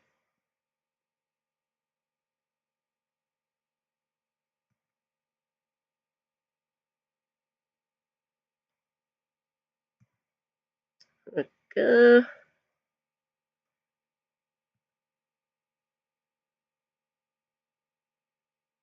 Oh.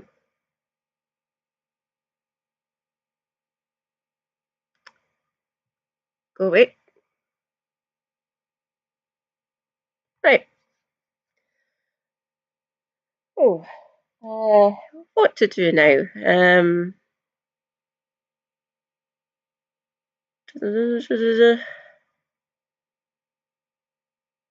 Oh.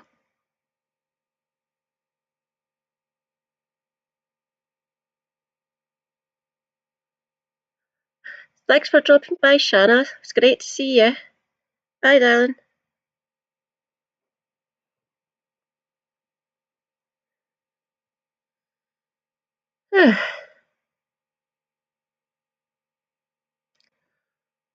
Well, let's see what I can find.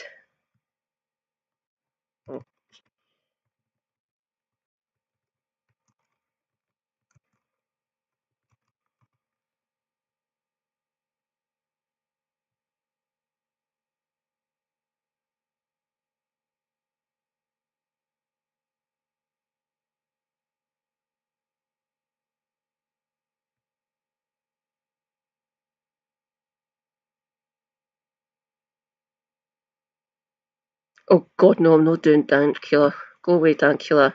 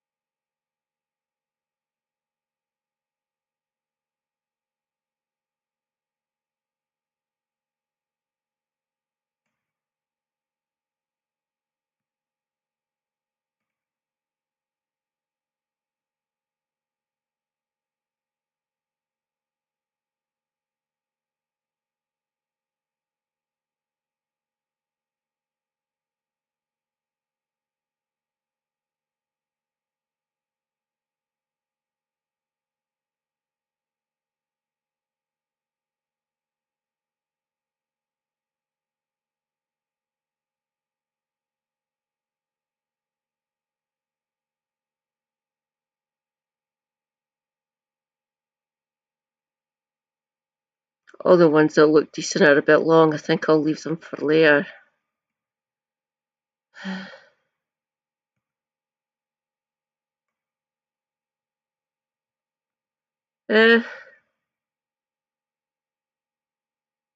Let's see.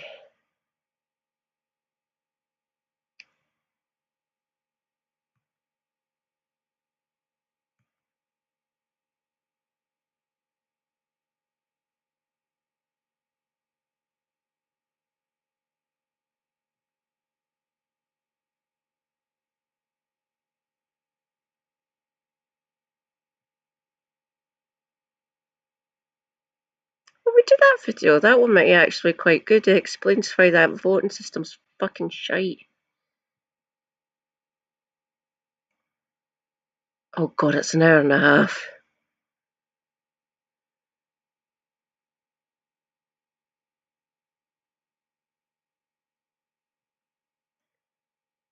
I'll put you in the watch list. I'll get you later. Let's see.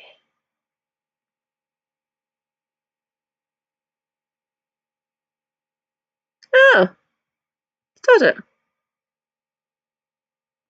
You might have heard how Donald Trump is the next president of the United States, and I for one am shocked that so many people in this country are racist, sexist, and just downright deplorable people.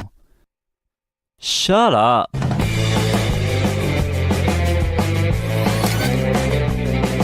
The Democrats didn't lose because everyone in America is a horrible person now. They also didn't lose because they're too woke or too pro-Palestine or whatever other bad take you've heard from the media establishment. The reason why the Democrats lost is because once again they have failed to understand why people support Trump in the first place. A lot of Democrats genuinely just don't get how they could have lost without chalking it up to being the American people's fault. But don't worry, since I live an ocean away and my brain hasn't been poisoned by the god-awful American media machine, I'm going to tell you why you lost and give you some advice on how to do better. Please be better.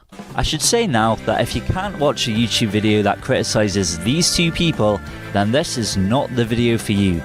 If you're here to watch this, then quit being a sensitive little snowflake and shut the fuck up! So I hate to be the bearer of bad news, but the Democratic Party is not that left-wing.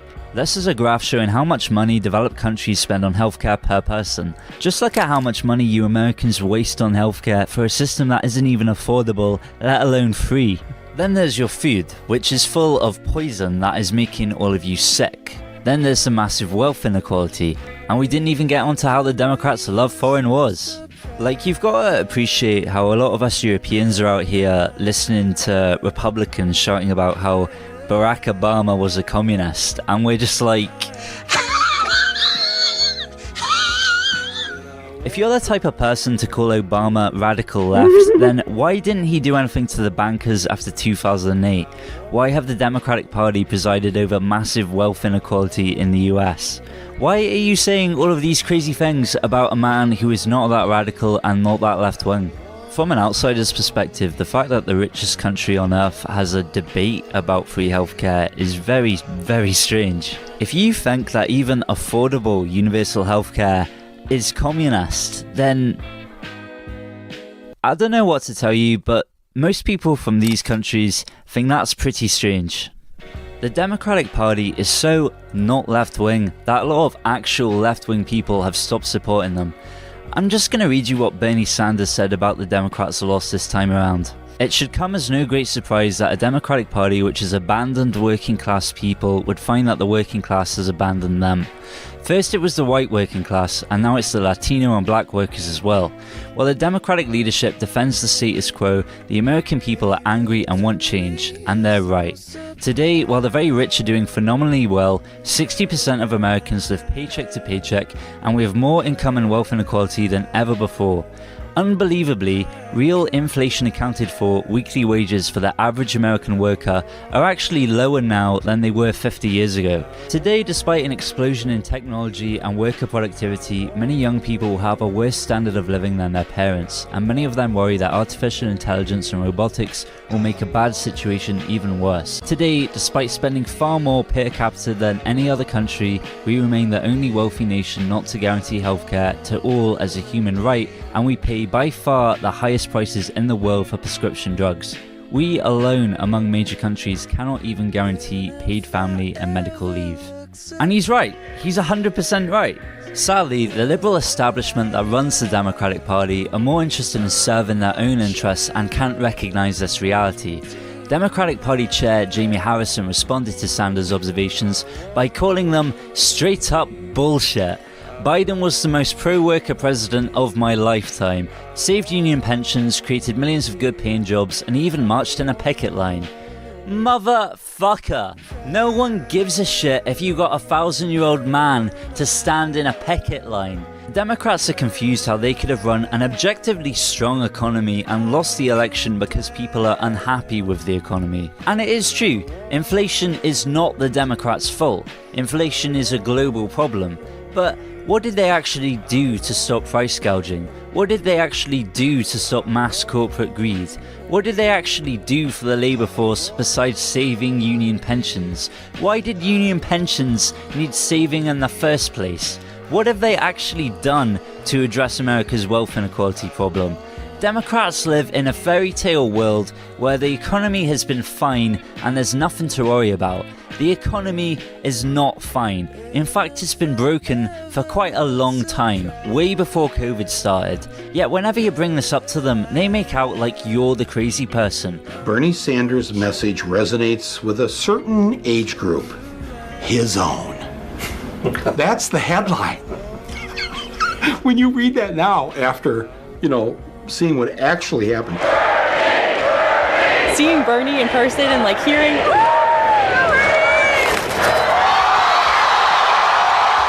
Hi, I'm your average member of the Democratic Party's establishment. So it seems that a lot of young people are incredibly supportive of Bernie Sanders, and millions of people all over the world agree with his policies. Yeah, we're gonna rig the 2016 primary in order to offer yet another neoliberal in the election who nobody likes.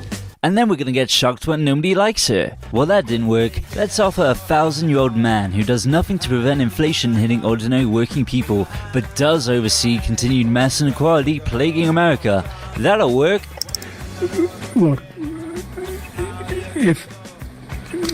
Look, he even stood on a picket line. It turns out the 1,000-year-old man was getting too old, so how about instead we run a candidate who wasn't popular during the Democratic primary, who wasn't popular as vice president, and who wasn't popular in the election?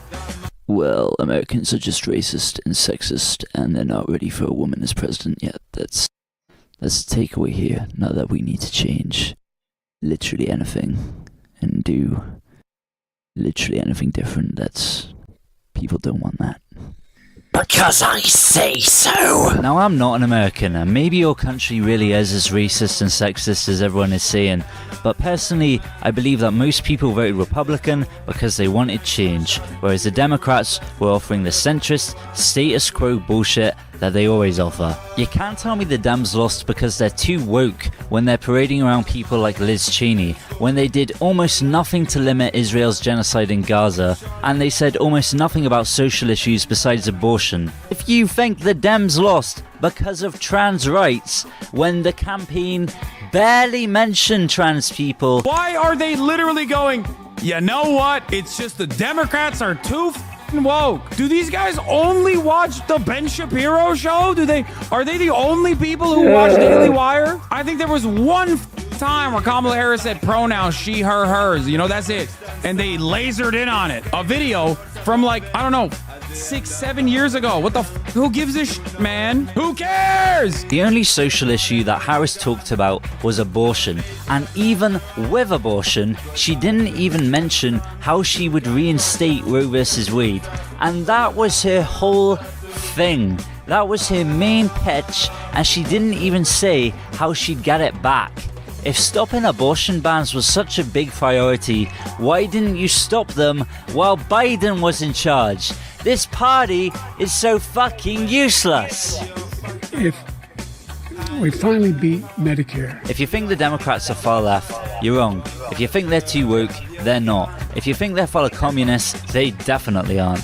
The Democratic Party does not stand for the left, they stand for not being Donald Trump. And that's really all they've got going for them. Say what you will about Trump, he is very effective at highlighting people's problems. A lot of people feel like they've been left behind and that the current economic system isn't working for them. And Democrats don't seem to understand this very fundamental problem. So let me explain it to you. It's all very well being your average lefty woke soy boy, but there might be a war soon, so I figured I should probably work on myself a bit. Send me your diet plans. I am skinny as fuck. Globalization is a system in which economies from all over the world become more interconnected and more dependent on each other. The supposed benefits of this is that it brings economic prosperity and stability to world peace. Globalization has existed for ages. It can basically be traced back as far as colonialism. The system that we now live under sort of developed after the Cold War. America had come out as the dominant power, and for a while it was envisioned that the entire world should be made more like America. This was the sort of justification that came around the Iraq War. By participating in free elections, the Iraqi people have firmly rejected the anti-democratic ideology of the terrorists. It also led to countries like Russia and China becoming more capitalist. And that's great and all, but for all of its supposed benefits, have you looked at the fucking world right now? In 2008, there was a global financial crash. Thanks to that communist Obama, the people responsible for it mostly got away scot-free. And ever since then, the Western economies still haven't really recovered. Although we might be rich on paper, in reality there is massive wealth inequality throughout the West right now. And a lot of ordinary people feel like they've been left behind. You've got to understand that people my age have grown up through 2008, the war on terror, COVID, and the cost of living crisis. So if the main appeal of globalization is that it's supposed to bring peace and financial stability, we're not seeing it. Have you ever wondered how a couple of decades ago the West was the manufacturing hub of the planet, and now we barely make anything? We in the West are very progressive. We believe in things like fair wages and health and safety measures to avoid textile workers becoming textiles. The problem is that things like decent pay and safe working conditions cost money. It costs to treat your workers well, and in some countries that extra cost just isn't worth it. Take China for example, a country with far worse wages and conditions. Westerners criticise countries like China for how they treat their workers, yet we buy their products en masse. Under globalization, if it costs €10 to make a shirt in Germany, but costs €1 to ship one in from China, then consumers are always going to go with the least expensive option. This is why Western manufacturing has been in decline. We simply can't produce physical goods as cheaply as less developed countries if we want to maintain good working standards. And most of us do want to maintain good working standards. We're Westerners. We don't want to work all of the shitty jobs. We leave them for... I'm going to talk about immigration now. So whenever someone talks online about immigration, then it quickly descends into everyone from the left calling them a racist and saying all of these very, very angry things. The problem I have with that is, what about all of the racists who are pro-immigration? If you kick every Latino out of this country, then who is going to be cleaning your toilet, Donald Trump? Oh, that's no. In the sense that, you know what I mean? Like when I'm saying there's more jobs to be in LA, they always For some bizarre reason, it's become a left-wing take to say, don't worry immigrants, we'll give you all of the shit jobs that we don't want to do. And that's a good thing, apparently. We import foreign labour to do shit jobs for shit pay, and all that really does is help the corporations pay these people fuck all while keeping wages low for everybody else. How is this benefiting anyone apart from mega corporations?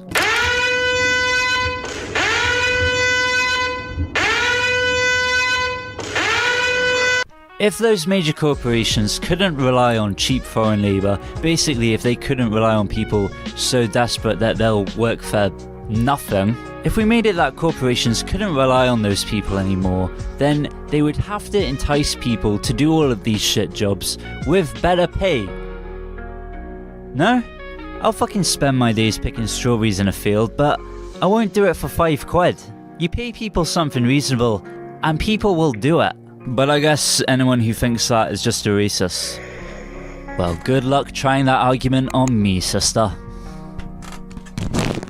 As long as Democrats continue to ignore the problems caused by globalization and continue to put the interests of big business over their own citizens, they will keep on losing elections.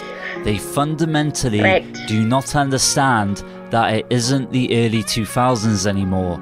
Times have changed, and the party needs to change too.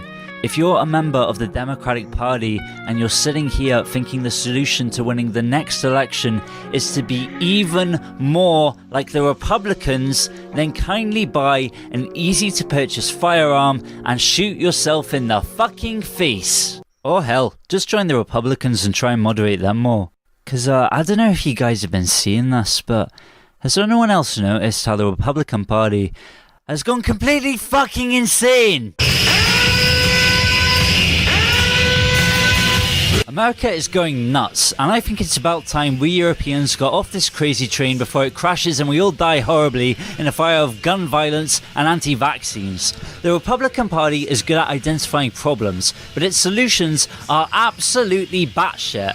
America has been going off the deep end, and a lot of Europeans are increasingly seeing America as too unstable to trust. They're eating the dogs, the people that came in. They're eating the cats. They're eating the pets. As well as being against globalization, the Republican Party is now in favor of banning abortions, restricting civil liberties, trying to overthrow elections, denying climate change, and being against vaccinations. The thing is, America was always like Russia or China anyway, a big military power with eyes for global domination.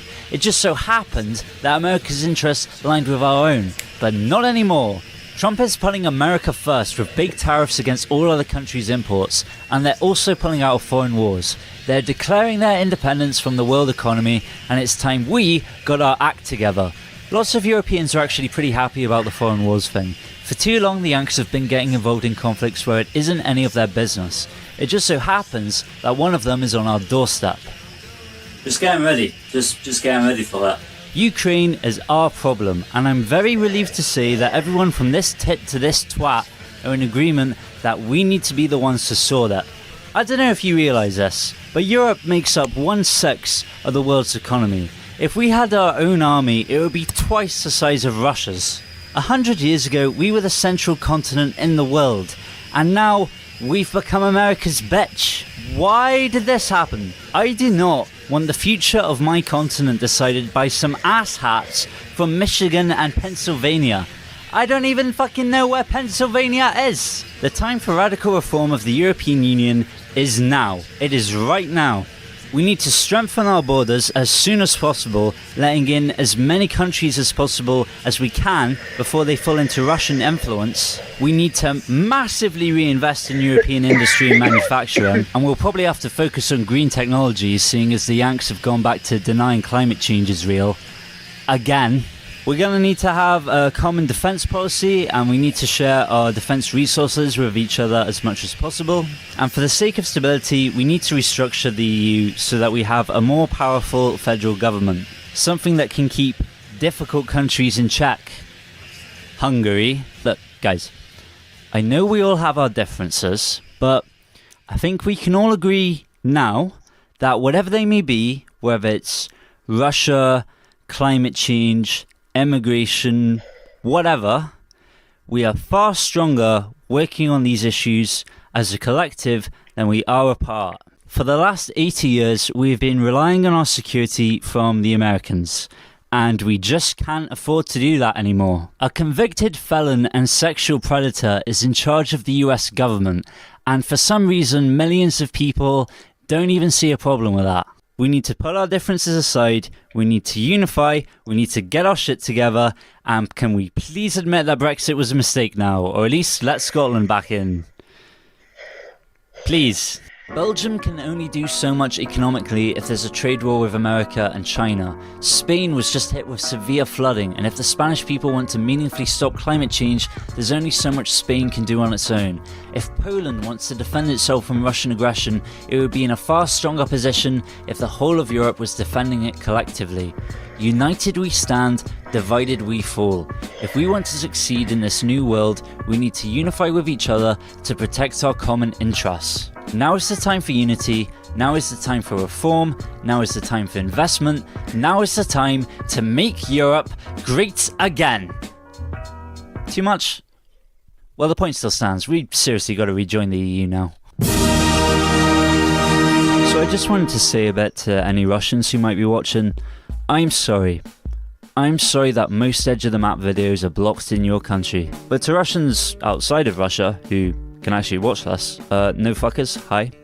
Big fan. But I just want to say, I don't want poor Europeans to be fighting poor Russians. But I don't think we should trust Putin. I think we've been putting up with his interference in the West for way too long. Like a couple of years ago, he poisoned some people in England, and the UK government did basically nothing about it. And he has a long history with election interference, obviously, which is why allowing Ukrainian neutrality is really just delaying the Russian takeover of Ukraine in my eyes. The Ukrainian people want to join the EU, and I think it's in our strategic interest to not let the breadbasket of Europe fall into Putin's hands. The failures of Iraq and Afghanistan, they've put a bit of a bad name on this kind of we should export democracy all over the world. But Ukraine is not half the world away. Ukraine is on our doorstep. Like, this is how far west Ukraine actually is. And do you want Putin's army there? Because I certainly don't. I know a lot of my fellow Europeans probably raised an eyebrow or two at that list of countries applying to join the EU. But you just gotta think, right? Would you rather let countries like Turkey or Serbia or Georgia, do you want them falling into Russian influence or European influence? Like, what is actually going to be more beneficial for us, you know? But yeah, as I say, peace would be nice, and I don't have anything against the Russian people, but I just think Putin's just not a good dude, bit of a shady character. And defending European sovereignty is something we're fighting for. Freedom good, actually. Democracy good. Well said. My big takeaway from the US election, other than the need for greater European unity, is that the actual left need to abandon the establishment liberals plaguing our political parties. Something I've realised seeing how Republicans have talked about the election is they're mostly right with their criticisms about the Democratic Party. The Democrats are overflowing with hypocrisy. Trump is a convicted felon, while Biden is responsible for genocide. Trump is a billionaire elitist, while Harris surrounds herself with billionaires and elitists. Trump won't help working people. The Democrats don't help working people, at least not sufficiently enough to make meaningful change. If the Democrats were helping people, people wouldn't be voting for Donald Trump. Standing in a picket line doesn't pay Americans' bills, Joe.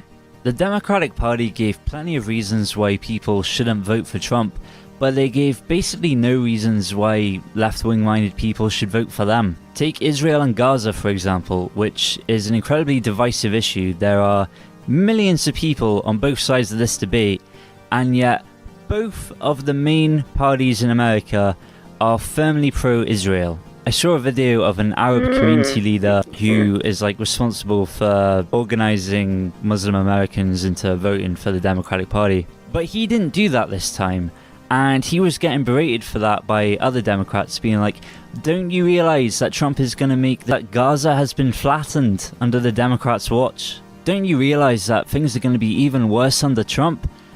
As if Muslims are just supposed to be okay with voting for the party that is implicit in a genocide against their people? Oh, but it'll be worse under Trump.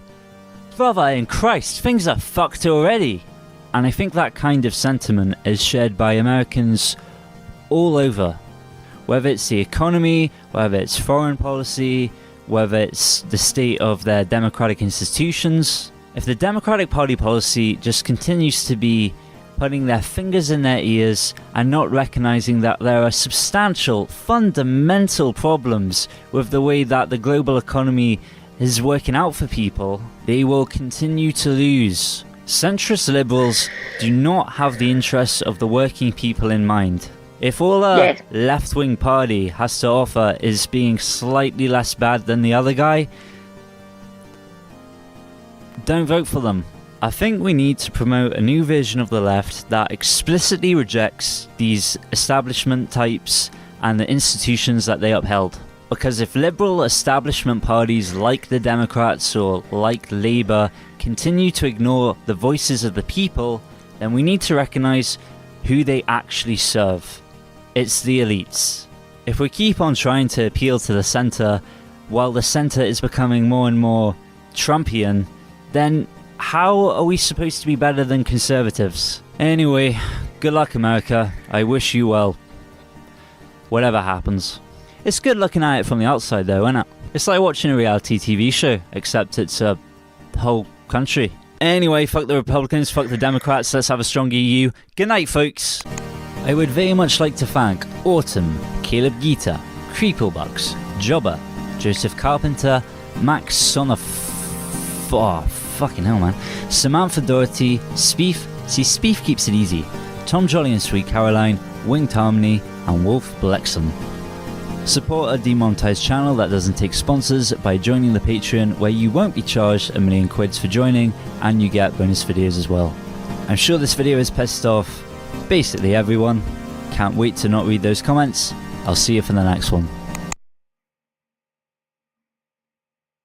Right. My God, 3.5 hours. I think I'm done for the night. Let's see where I can raid yous. Raid channel.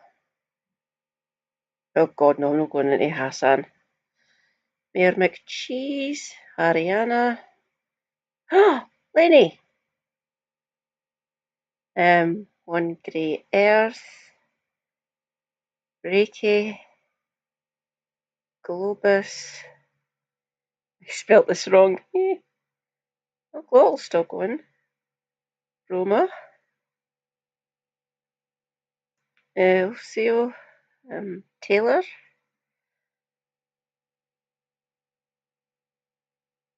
Bloody hell, Raptor. Nicotine. Ah! Real Rad Hom.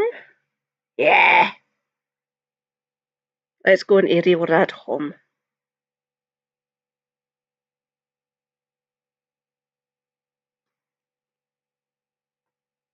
Okay.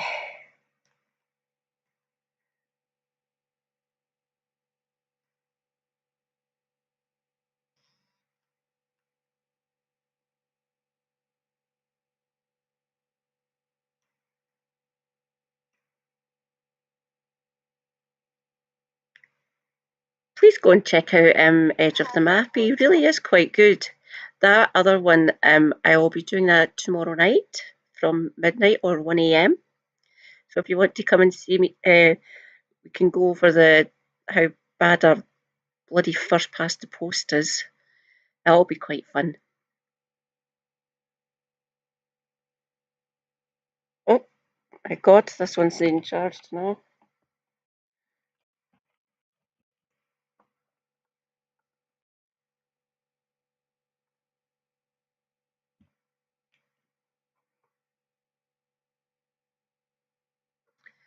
Okay.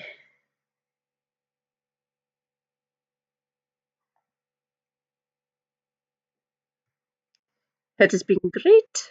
Thank you for joining me. See you tomorrow.